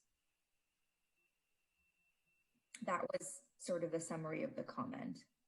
I think it's on packet page 248. That's correct. So I don't have the context. This is just a note. I guess it had to do where ingress and egress. I guess it's the ingress and egress. Andrea, does this sound right, on the side and rear property lines? I think what we were trying to do is encourage the entrances to kind of be on the interior rather than right up against the side property line, where you're only 4 feet away. But in cases where that's unavoidable, the suggestion is to require privacy screening. But again, the commission makes a good point. If you only have 4 feet anyway, then how are you going to get that in there? And it might not be allowed to if there's only, if there's egress requirements, building might not allow it either next to stairs or something like that. I remember we talked about this at our study session about if it was a second story ADU and there were exterior stairs right near 4 feet from the wall, that you would have clomp, clomp, clomp, all this noise going up and down the steps. And could we reroute the steps to the interior as much as possible to eliminate noise? Well, I think we addressed that in the code, right, Andrea, where we talk about access. We say that they will not be allowed except as needed to allow ingress and egress. So maybe it could be further clarified to say, when that's the only method of ingress and egress. So section G says balconies, decks, and open stair landings shall not face the side property lines except as needed to allow ingress and egress. And that's what the comment was referring to. So comment was saying maybe clarify that when ingress and egress make these unavoidable, that privacy screenings will be required. And this is packet page 22, so Judy? No, this is from the original PDF that Eugene commented on. So this is just something that's saved in the file. Planning Commission is not. I just don't know what privacy screening is if we're talking about a second floor, staircase. I mean, I just don't know what that is. A big tree? I mean, right. Well, I think, if we look at the language that we have, and I'll just direct your attention to beginning with packet page 22, letter G, and this is under junior accessory dwelling units. So for junior accessory dwelling units that have balconies, decks, or open stair landings, we're saying that we don't want them to face, these balconies to be facing, the side property lines. The only time they can is for ingress and egress. So we're not encouraging, a balcony or a deck of a JDU to face their neighbors. We want them to face inwards, but where they can't, it's only to get into the JDU for ingress and egress. So I think it addresses privacy Yeah, through I that. agree with that. I think the real concern is the privacy, and we're talking, and I have real concerns about a two-story ADU right on the property line. So all we've provided here is windows within 5 feet. So you can be 5 feet and not obscure your windows. I don't like that. I actually think if you're towards the edge of your property and you've got a second floor, and maybe we need to say that second floor, but I would say windows within 10 feet of the property line shall be obscured or have high sills. Now, I guess I don't care on the first floor because the neighbor can put a fence up. So I would say second floor windows within 10 feet of the property line shall be obscured or have high sills to maximize privacy for neighbors. And just to orient the rest of the commission on this, I believe you're referring to packet page 24, letter G. That's correct, yeah. Because I mean, I don't think we need to obscure windows on the first floor because the neighbor can have a fence or what have you. There probably is a fence there. But I think second floor windows, I don't think it should just be within 5 feet. I mean, within 5 feet almost says 5 feet doesn't need to be obscured. So other commissioners, please let me know what you think on this, but I would say second floor windows within 10 feet of the property line shall be obscured or have high sills to maximize privacy for neighbors. I think that might be a little too limiting because the window that you're obscuring may not be looking into the neighbor's windows. It's kind of subjective. Well, can it be within 10 feet of the lot line and not actually be looking that way? I don't think so. I mean, you've got a minimum 4 foot setback. So you're only talking about 6 feet on that wall. Anyway, sure, I'm fine saying windows looking at the neighbor.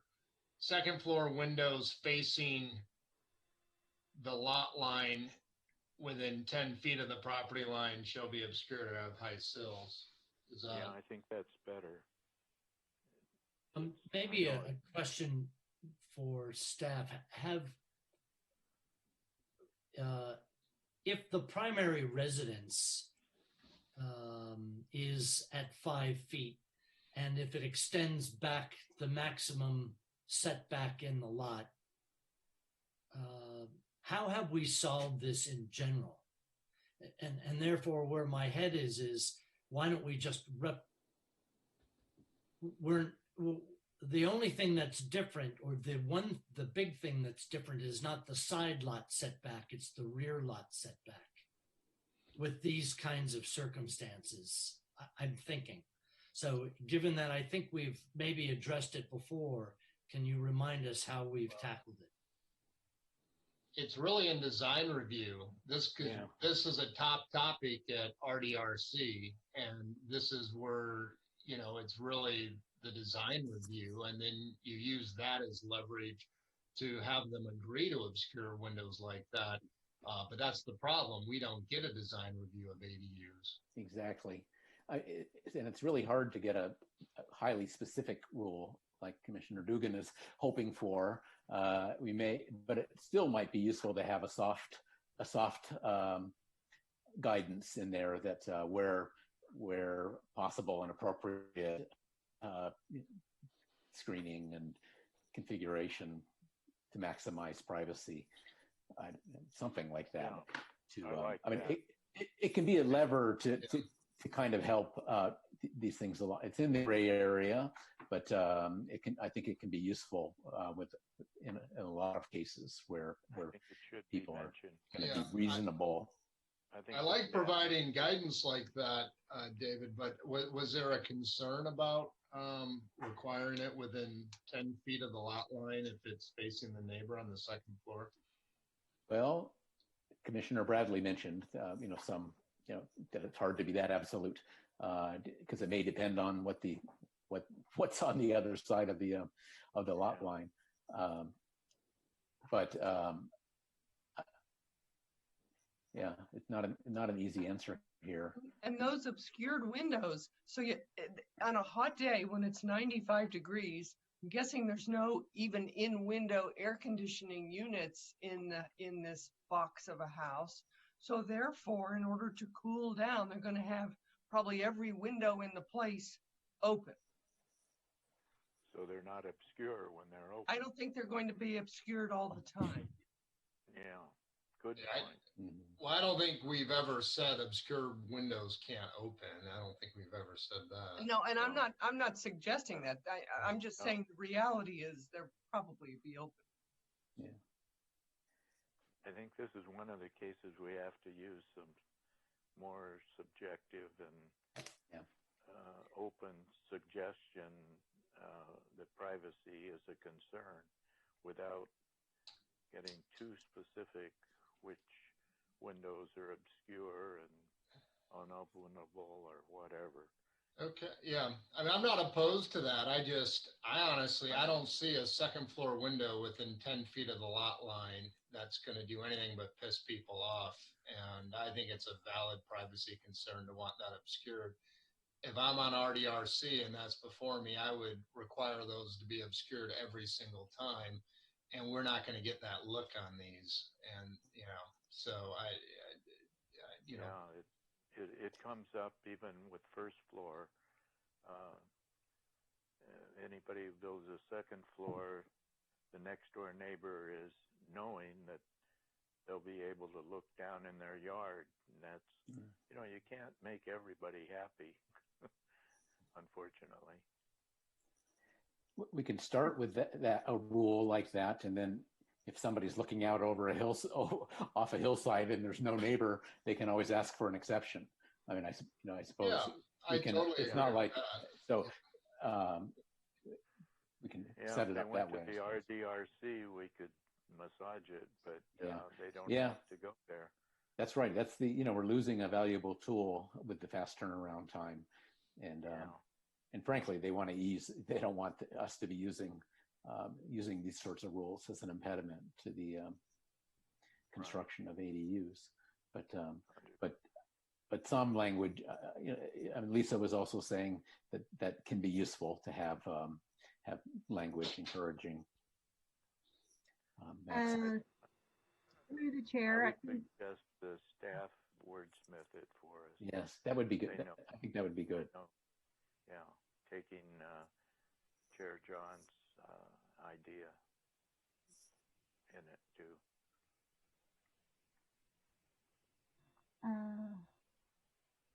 Through the chair, if I think Andrea and I maybe can provide some clarification. So on packet page 24 under balconies and openings, that certainly falls within accessory dwelling unit.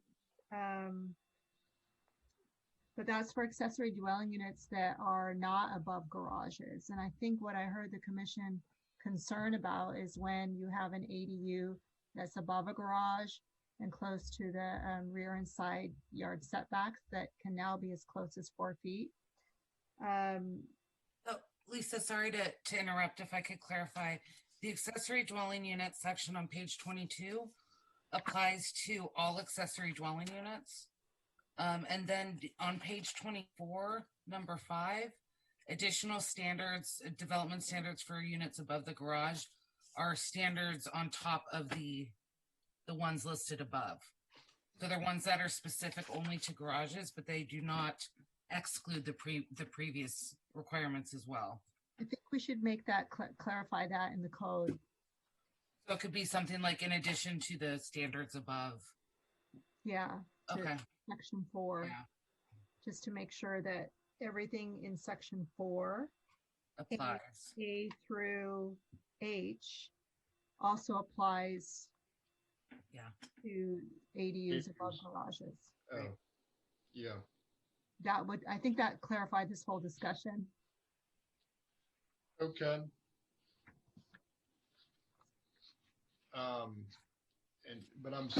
Did we have consensus on obscuring second floor windows within 10 feet facing neighbors?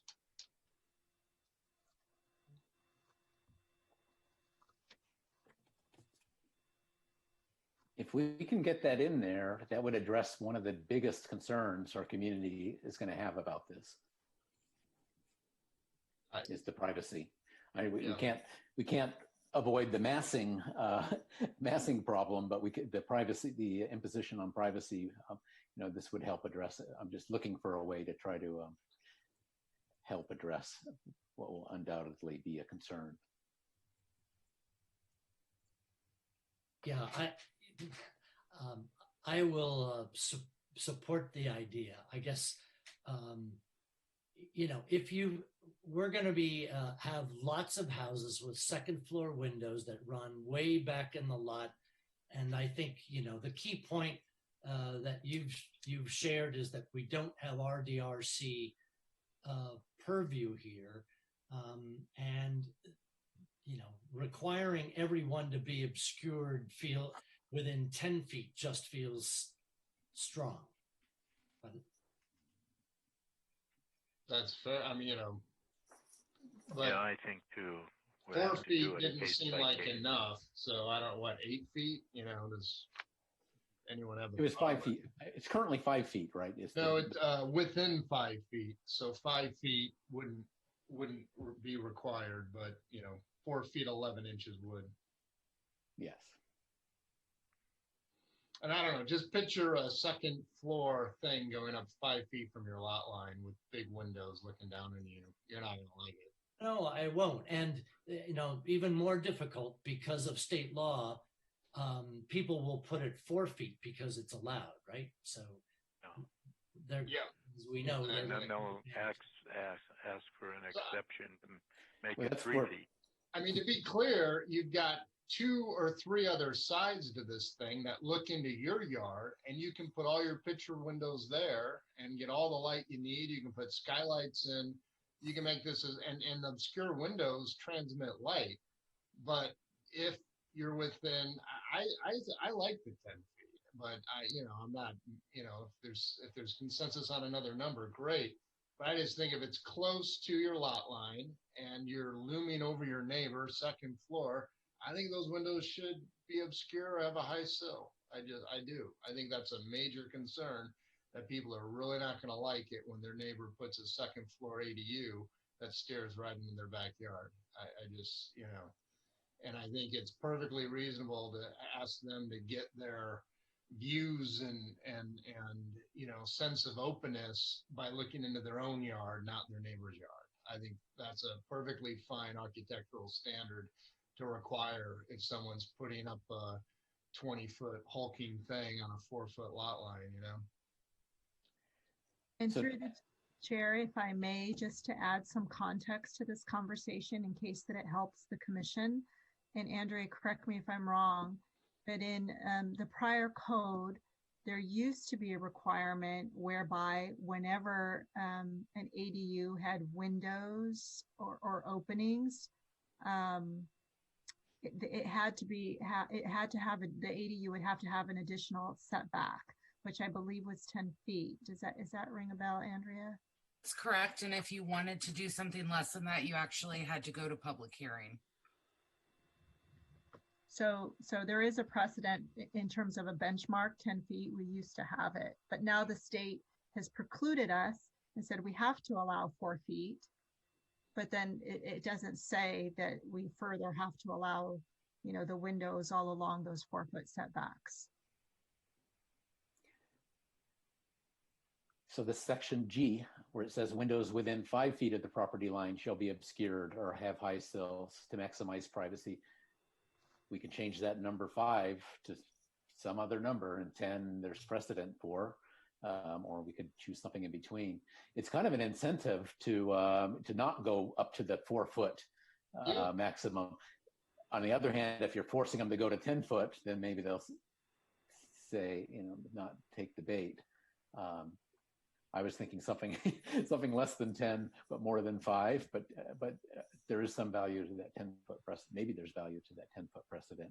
I think of 10 feet because 10 feet at least is room to do something that's yours underneath it that you might want to be able to look at. Anything like 8 feet, 9 feet, I mean, there's nothing useful under there anyways. And so really all you're looking out that window to do is to look into your neighbor's place. I don't know what else you're looking out that window for. It's not to watch your own kid or anything.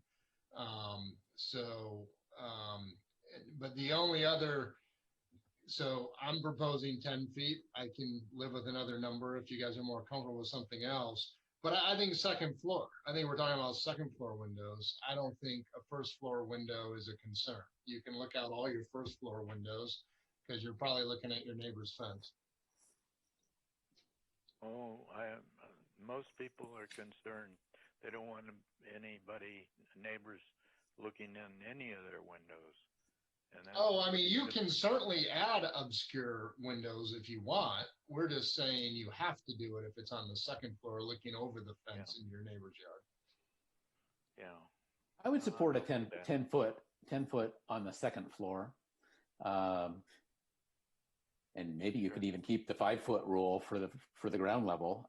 I guess the way it's written now, the 5 foot rule obscuring at 5 foot applies for ground floor. So we don't necessarily have to weaken that part of it, but we could strengthen it by saying on the second floor, it's 10 feet. Yeah, that's fine. Is there really a privacy concern on the first floor? Maybe I'm not understanding that correctly. Well, some people are concerned. They just don't want anybody looking in anything. No, Don, not someone looking in. We're requiring obscure so you can't look out at your neighbor.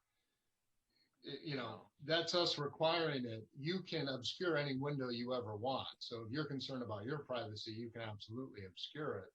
We're talking about, can you look out? And I'm not aware of any lot line without a fence in this city, honestly. But hey, I'm sure. I had a question about notification. Do any of these projects, do the neighbors get notified at all, or because these ADUs don't go through RDRC or any committee, that the neighbors are not notified, and all of a sudden they look out their window and 4 feet away is something being constructed, or do immediate neighbors get a notice? Yes, Commissioner Garvey, you are correct. There is no public notice requirement. Public notices are only required for projects that go to hearing. They're permitted by right, provided they meet the standards of the code, and they just need to get a building permit. Could we ask that people be noticed? Well, if people are noticed, then they'll want to comment, and and there isn't really a process to respond in a meaningful way to those comments because it's a streamlined process. Yeah, that's the problem. Is it worth it? I know the state says we have to do it, but look at the impacts of that. When people are surprised when in the morning a prefab appears next door to them and they had no concern, unless the person that's building it is concerned about their neighbors and notifies them themselves before it happens. But I just see another pitfall looming up. Yeah, it's definitely a pitfall, and but I agree. I don't think you can notice a project if there's no avenue to comment on it or really have any impact on it. I mean, it's like, it's been preempted by the state. It's really easy for people in Sacramento to pass laws governing how people live in their local communities. We're not like Sacramento, we're not like San Francisco or San Jose or even Belmont or Redwood City. And one size doesn't fit all, and they'll find that out, but they don't know it yet. Yeah. I'm good with 10 feet. All right. Increasing the 10 feet gives us one opportunity. yeah, I do think they'll be more upset if this thing goes in without notice and they're now getting their backyard stared into.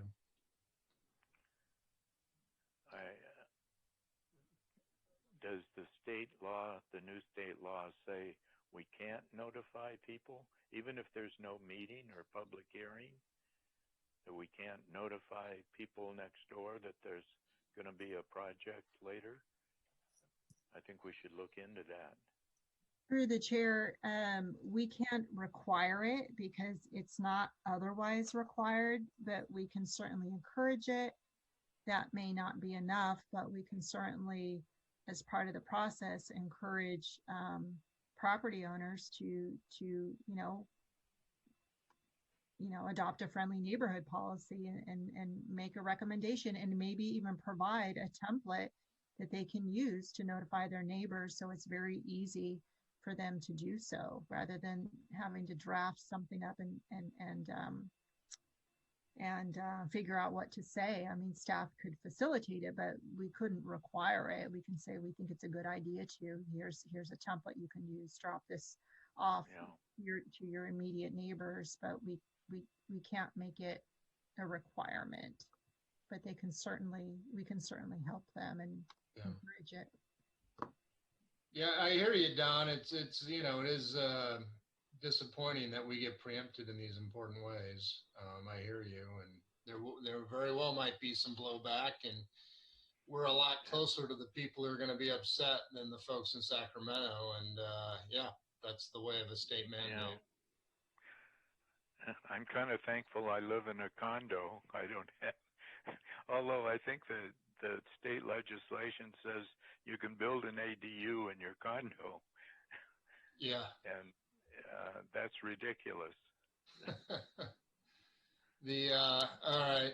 Well, I think I've heard three of us supportive of a requirement that second floor windows within 10 feet of a property line facing a neighbor shall be obscured or have high sills.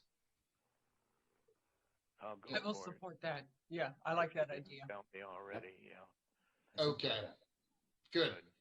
I think we got that one. Anything else we're thinking about, guys? I had one question. That half mile from a bus stop thing, that is a little troublesome. Is that as the crow flies, or is that half mile to walk to a bus stop? It's within walking distance. Oh, so like it's not, so you don't draw a half mile circle around every bus stop? You calculate if it's a half mile along sidewalks to get there? Right. It has to be by walking distance. That's one of the clarifications I believe the state made for 2020. Okay. And then that means, and I'm sorry, that means no additional parking is required. Is that correct? Correct. There would be no additional parking required for that ADU that's within 1/2 mile walking distance. Okay. Yeah. That is kind of just an odd thing, right? Because, I mean, almost everyone who lives in the Bay Area is going to have a car. So it's not obvious to me being close to a bus stop really means someone's not going to have a car. I haven't met that person yet, and I've lived here quite a while. And by allowing it that way, it basically means anyone who just happens to be on the wrong side of Alameda has to provide parking, and they're the ones with a lot more street parking available. It's the tighter neighborhoods that are close to all the bus stops that actually don't have enough street parking. So that whole thing is kind of perverse. I don't know. Do we want to just embrace that and just not require this parking for anybody so that all of our residents are treated fairly on this issue? Well, I think that requirement came from the law, right? We're required within the bus stop. I'm saying, why be that arbitrary? Because the guys near the bus stops are the ones without enough street parking, but we can't solve that problem. So why do we want to, shouldn't we treat all of our residents the same way then and just not require that additional parking space? that further embraces ADUs, lifts that requirement. And, I don't know, most neighborhoods up in the hills have more street parking available than something off of Laurel. Yeah, we're allowed to be less stringent, I guess. But but there may be some streets where parking is tight, like Winding Way, or so it's not across the board. Exactly. There would be some impact in some areas, but it's a valid point. It just seems really arbitrary to, just go with that bus stop rule. Well, I don't want to encourage so much street parking on the winding, hilly roads up here to make it look like what's happening in White Hills, which is a beautiful neighborhood, but it's just filled with cars and trucks and SUVs and pickups, curb to curb all the time. Well, I'm just wondering how many ADUs are we going to lose? I mean, so like you take your average resident with a 2-car garage, can they add an ADU? I don't even know the answer to that. Do they have to what? They have to carve up their front yard now for a third parking space, or they can't have an ADU? I can answer that. If someone were to convert their garage, they would not have to require replacement parking for the garage itself. So then theoretically their ADU parking space could be on the driveway. I see. But then the single family home still requires that parking, right? Not if the garage is converted. But what if it's not a garage conversion? What does that mean? Then yes, it does. Yes, it does require parking for the main residence. Okay, but do you get to count 2 in your garage and 2 in your driveway? You can. You can. So yes. The average normal driveway with 2-car garage actually has 4 parking spaces. Right. So the state law allows you to allow quote unquote flexibility in parking. So however that is, whether it's in your driveway or your front setback, things like that. So that's the one exception that state law does allow. I see. So if I'm doing so if I have a 2-car garage and a 2-car driveway, and I want to do an ADU, but I'm not near a bus stop, I do not have to add a third slip somewhere on my property. That's correct? Unless for some reason you were in a hillside and your garage was right up against the property line. So you don't have the normal driveway depth. Okay. That someone would have normally. But as long as you have as long as your driveway can hold cars, like most can, you can do an ADU without building another driveway somewhere. Correct. Okay. All right. Although the reality is, with many of the 2-car garages in San Carlos, you can't actually get 2 vehicles in many of those garages because they're just a little tight. But I guess. And they're filled with storage boxes. At least mine is. Yeah. So I get 1 car in and. Well, we can't legislate how people use their garages, but I just want to make sure we don't make a rule that stops a bunch of ADUs because there's nowhere to put a third driveway. So it sounds like it's not an issue. So I don't think we need to do anything else unless I'm missing something on that. I agree. I think the way it's written, the way it is now is fine. Okay, thank you. Then the only thing else on my list was, are we fine with 20-foot flat roofs? Or do we want to allow those to be gabled in some way? The only thought that occurred to me was put the height restriction on like the 2nd floor ceiling, not on, the top of the gable, but, I don't know. Maybe it is just better to just say 20 feet and it's as less looming into the neighbors. Flat roofs are pretty ugly and might not match the house, but at least it'll only be 20 feet. So I'm just throwing it out there as something I felt like we should talk about, but I don't feel strong about it. I would say my opinion is that I hate to relinquish any opportunity to keep the massing limited, and functionally 20 feet is plenty for the space, and and so why should we allow a larger mass when that's going to be one of the big concerns? Yeah, it's a good point. I mean, the only thought would be a flat roof is so darn ugly. I hear you. I'm just trying to balance the massing. It's a trade-off between the aesthetics and the massing, and I kind of want to land on the limiting the massing. It doesn't have to be ugly if it's a Spanish house or a modern house that can work. Look fine. Okay. Yeah, 20 feet gives quite a bit of room to do stuff. Okay. All right. That was my list. Does anyone else have any concerns remaining?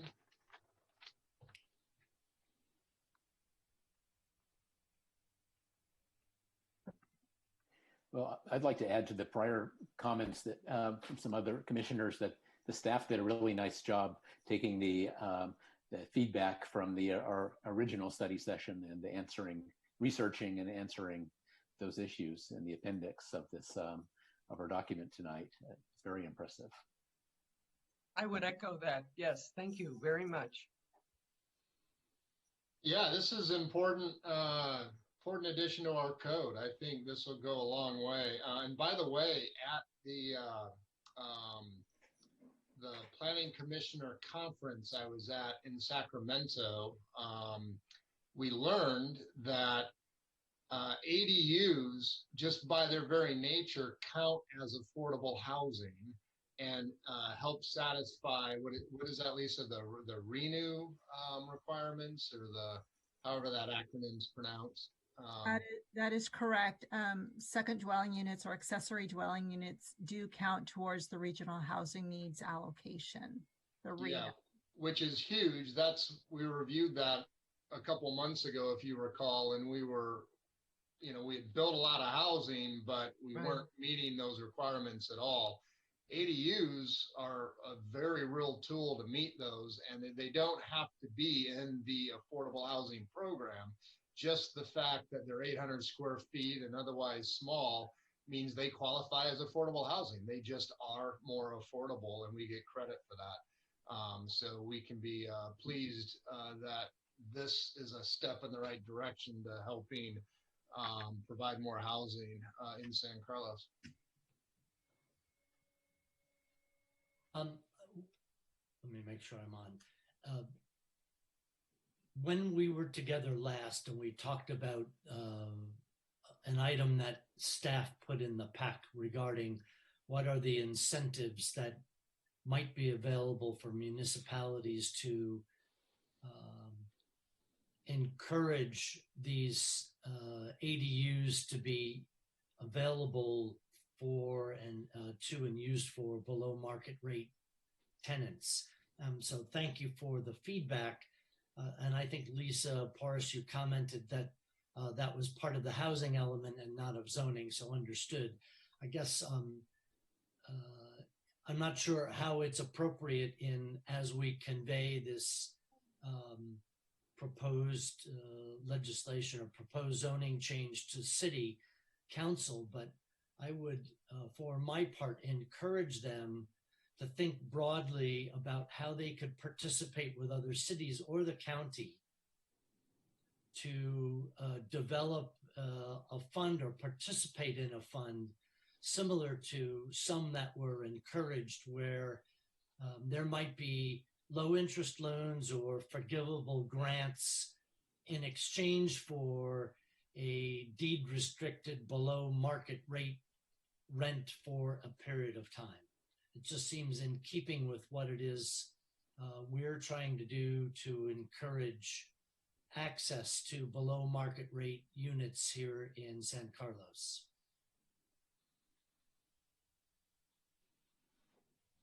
Yeah, I think that's great. I would love to see something. I remember at that first meeting we had about this, I think city manager Jeff had suggested maybe even some kind of low interest loan program from the city to help subsidize these.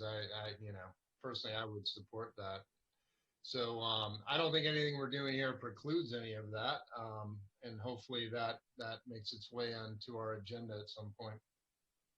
This is Judy again. Quick comment on that. So there was an accessory dwelling unit, second dwelling unit conference last year, and they mentioned that the San Mateo Credit Union actually offers ADU construction loans. So that's one of the first in our county to do a specifically ADU construction loan. So that might be a good resource for applicants.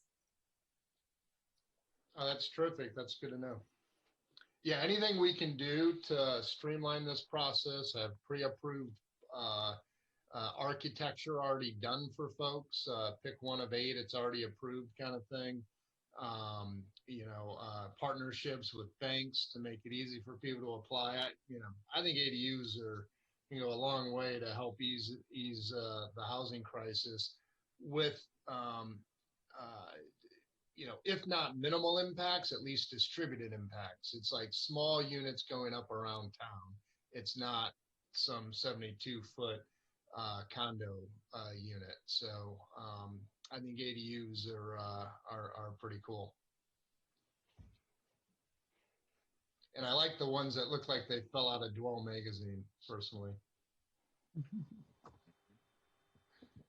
All right. I move that the Planning Commission adopt a resolution and as amended with comments from the Planning Commission this evening, recommending that City Council introduce an ordinance to amend San Carlos Municipal Code Section 18.23.210, second dwelling units, in sections 18.04, 18.05, 18.15, 18.16, 18.19, 18.20, 18.24.230, and 18.40 of the San Carlos Municipal Code.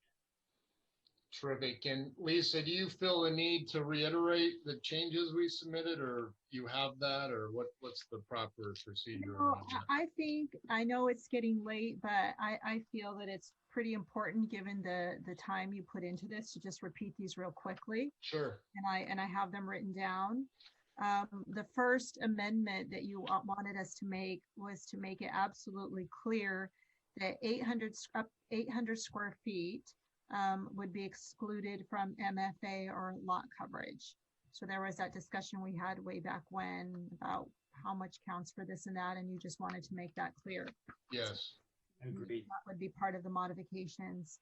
The commission also wanted to make it clear that JDUs are not excluded from MFA and lot coverage. The only exception being up to 150 feet to allow ingress egress. The commission also wanted to clarify under the definitions of an ADU and JDU that at minimum they should have a shower, sink, and toilet, or at least a shower, sink, and toilet. Yes. For removing of the term tub. Under the same definition for ADU, to add in language referring to the cooktop and range that it be built in, and also a full size or standard size refrigerator, as well as a food preparation and storage counter. Yes.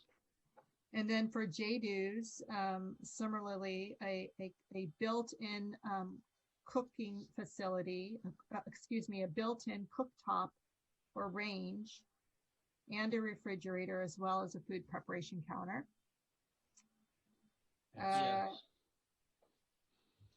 There was one more thing where entrance needs to be external for both. Yeah, that was the next thing I've got here. So moving on, I have that for both of these, that the entrance needs to be external for JDUs and ADUs, just making that clarified. With the architectural compatibility, we talked about architectural compatibility referring to the same or complementary elements of architectural style, material, or colors. So same or complementary elements.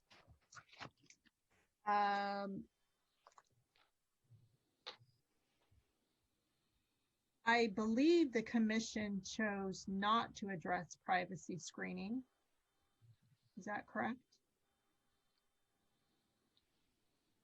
That's correct. We're leaning on the balcony, staircases, what have you, are only for ingress, egress, nothing else. That is correct, yes. And then we're also going to clarify that the standards for accessory dwelling units, beginning on packet page 22 under subsection 4, the subsections for A, B, C, D, E, F, G, H also apply to the standards for ADUs above garages. So again, this is just clarifying that both of those would be required for all ADUs. Also, the amendment to require that windows within 10 feet of the property line be obscured. Second floor windows. The second floor windows. Yeah. Obscured or have high sills to maximize privacy for neighbors. Great. And that's all that I have are those 10 amendments. That was complete. Thank you very much. Good. I'm glad I read them. Thank you. We have a motion. We need a second, I believe. I second that motion. Terrific. We have a motion and a second. Roll call, please. Commissioner Roof, Yes. Commissioner Garvey, Yes. Commissioner Bradley, Yes, but I would ask that the minutes reflect that I grieve the loss of a century-old law supported by the United States Supreme Court that gives local cities planning and zoning authority. Thank you. Vice Chair Iacoponi, Yes. and Chair Dugan. Yes. All right. Thank you, everyone. That was a lot of work and a lot of work from staff and a lot of work this evening. And I think this is a good addition for ADUs in San Carlos. Thank you. Moving on, agenda item 7, reports, correspondence, and general information. Lisa, do we have any reports this evening? Yes, I have an announcement to make, and I believe Andrea has one as well. So reports on recent City Council actions. A week ago on Monday, the City Council authorized the City Manager to enter into a professional services agreement with a professional planning firm known as MIG or MIG. And this is the firm that has been selected to assist staff in the Community Development Department to prepare a focused general plan update. An update consisting of updates to 3 specific elements of the general plan, elements or chapters. The first is land use, second is housing, and the third is the safety element. And you may recall that the City Council has had over the past couple of years, one of its strategic objectives to look at regulations and standards relating to housing and how we can look at our standards to meet our housing needs. So one of the things that we have upcoming anyway is the need by the state to prepare an updated housing element. We have our new RHNA numbers coming in later this year. We know we're going to need to do kind of roll up our sleeves and do a little bit of a bit of a heavier lift when it comes to meeting the expected RHNA allocation, which is anywhere between 2 to 3 times higher than the last cycle. So we have a lot of work in that regard, and we're going to need some help to do that. So we got authorization from the council, and we're soon going to be kicking off that effort.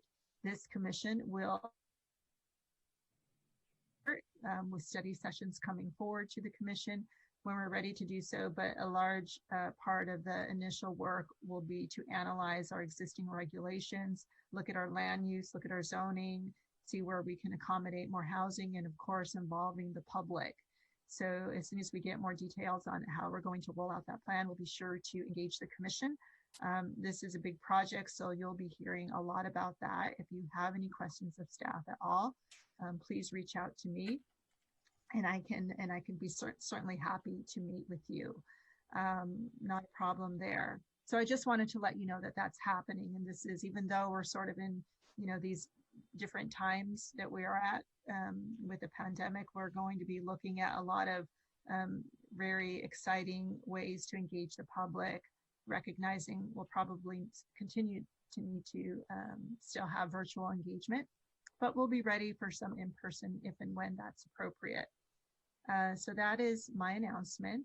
And then I think, Andrea, did you have any details on construction hours? Yeah, so one other update, City Council at their last meeting adopted new construction hours under the emergency order. And those new hours are 8 to 5, Monday through Friday, 9 to 5 on Saturday, and no construction allowed on Sundays or holidays. And that concludes our reports from the council. Yeah, thank you. Commissioners, any comments or reports? Just a quick question. Congratulations on picking MIG. They're an excellent firm. And for these 3 studies and part of the general plan, when do they start, and when are they? Are you proposing they finish those? A year, 2 years, or 3 years? Yes, I can answer that really quickly.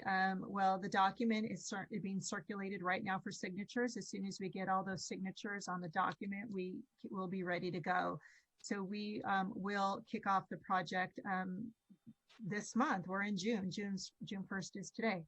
I think it's still today. It's not June 2nd yet. In a little while, it will be.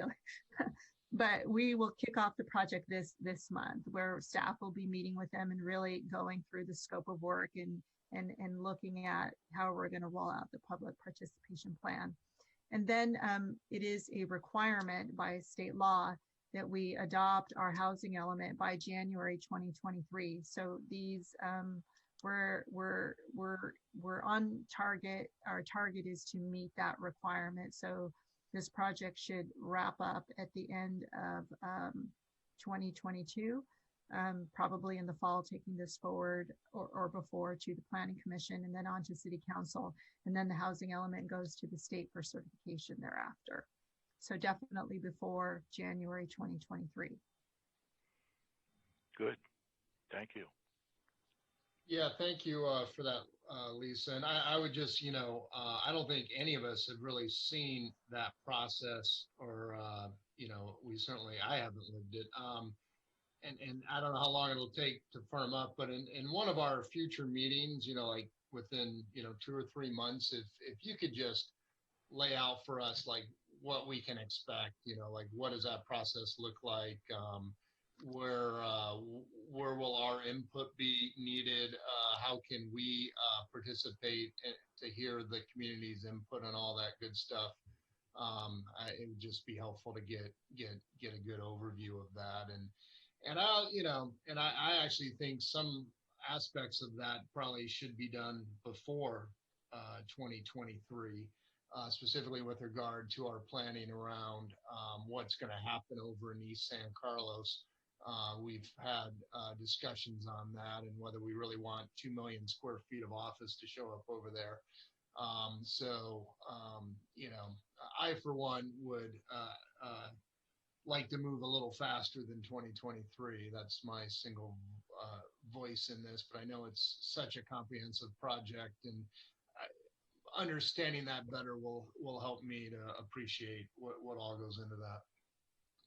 And we understand those concerns, and that analysis we hope to have done by the end of this year. Basically, really looking at our vacant and underutilized sites, looking to see whether we are going to be able to accommodate the housing with the zoning that we have already in place that allows residential, including what might need to be changed in those zoning designations. So we understand that's a concern, of both. I've heard this on the commission, and the council some of the council members have expressed that as well. So we understand that, and we're going to get going on that, and we hope to have a large part of that resolved by the end of this year. Yeah, I appreciate that. I know it's quite a process. Will be interesting for sure. So thank you for that. And I'm glad you guys and you've in the hiring of this MIG firm. And I know Andrea's new position.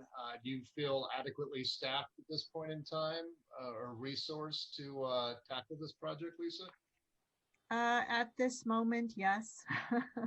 And if I have any needs, Al and I certainly, we usually will voice that and work towards getting our needs met, but we're in good shape. Okay, good. I'm glad to hear that. Terrific. And then, it's a question, I suppose. I find myself at a bit of a disadvantage not having these packets printed out. This one was 250 pages and there was just a lot, I found myself wanting to flip around. Is it, I can do it. I could even hit print on my own printer, I guess. But would it be burdensome for us to be able to pick up packets again for future meetings? Like I don't really know what your workflow is looking like at the city now and such. That's not a problem. And please ask if there's anything that any of the commissioners need to do your review to be able to, be on this different platform that we have here. Please let us know because we want to accommodate that. For example, Don requested a paper copy. So I think it was delivered to you, Don, if I recall. Delivered it to my porch. Because yeah. I'll have to double check, but I don't think the library's open, and we're trying to avoid that if at all possible. But our full-time staff can certainly make accommodations to deliver those, in a package to your doorstep, and you just have it right there, and we can certainly do that. So please let us know if that's something that you would like. Just send me an email, and we'll get it done. Okay, thank you for that. Yeah, I'll size up the next package, and it'll probably be. Some I'll ask for and some I won't, and we could pick them up at the sheriff's station in the city hall there, perhaps. Yeah, that's another option. Until the library opens again. Hopefully we'll. If there's a pickup option, I'll make sure to let the commission know, but I'd want to just confirm that, just to make sure I'm following the protocol here. Sure. And I did thank Lori, but please thank her for me again for delivering it. I appreciate it. We will. Thank you. All right. Terrific. Correspondence. Any correspondence? No additional correspondence. Terrific. Any additional staff comments or updates on current projects? So just a few updates of what's coming up next. At the next hearing on June 15th, we're anticipating a proposal to demo existing office and airplane hangars and rebuild both of those, and that's at 655 Skyway. There is also at the next hearing the election of the new chair, vice chair of the Planning Commission, as well as the RDRC chair and the alternate chair for the RDRC. And then a few other items we have coming, probably the meeting after that, is a new mixed-use office and retail building on the 900 block of Laurel. And also the 2 Winding Way homes should be coming back, the 2 remaining ones, within the next month or so, we're anticipating. And then one last item. I don't know if you'll remember 930 Britton. You approved it in December of 2018. It's the building currently under construction on Britton between Old County and Industrial Road. It's incubator lab space. The developer has reached out. They are almost done with it and wanted to invite the commission once it's safe and, obviously following no more than 2 commissioners, but invite you to tour the site to take a look because of the unique concept with these various incubator spaces for different labs. So if you're interested in that, please let me know and we'll make sure to set that up. They should be done with construction by the end of June, so sometime this summer. But they're very excited to show the commissioners if you are interested. Is this the MBC Biolabs building? It is. It's the one that has kind of those yellow panels that's going up right now. That's a good-looking building. Yeah, I count me in for the tour. I'll email you offline. I'd like to also. Yeah, Andrea, I'm always up for a field trip, so you can throw me on the list. And me as well. Thank you. 5. Got it. Thank you. It's everybody. 2 at a time. Right. Yes. 6 feet apart. Yes. Yeah, that too. All Keep right. well, that was a nice everybody.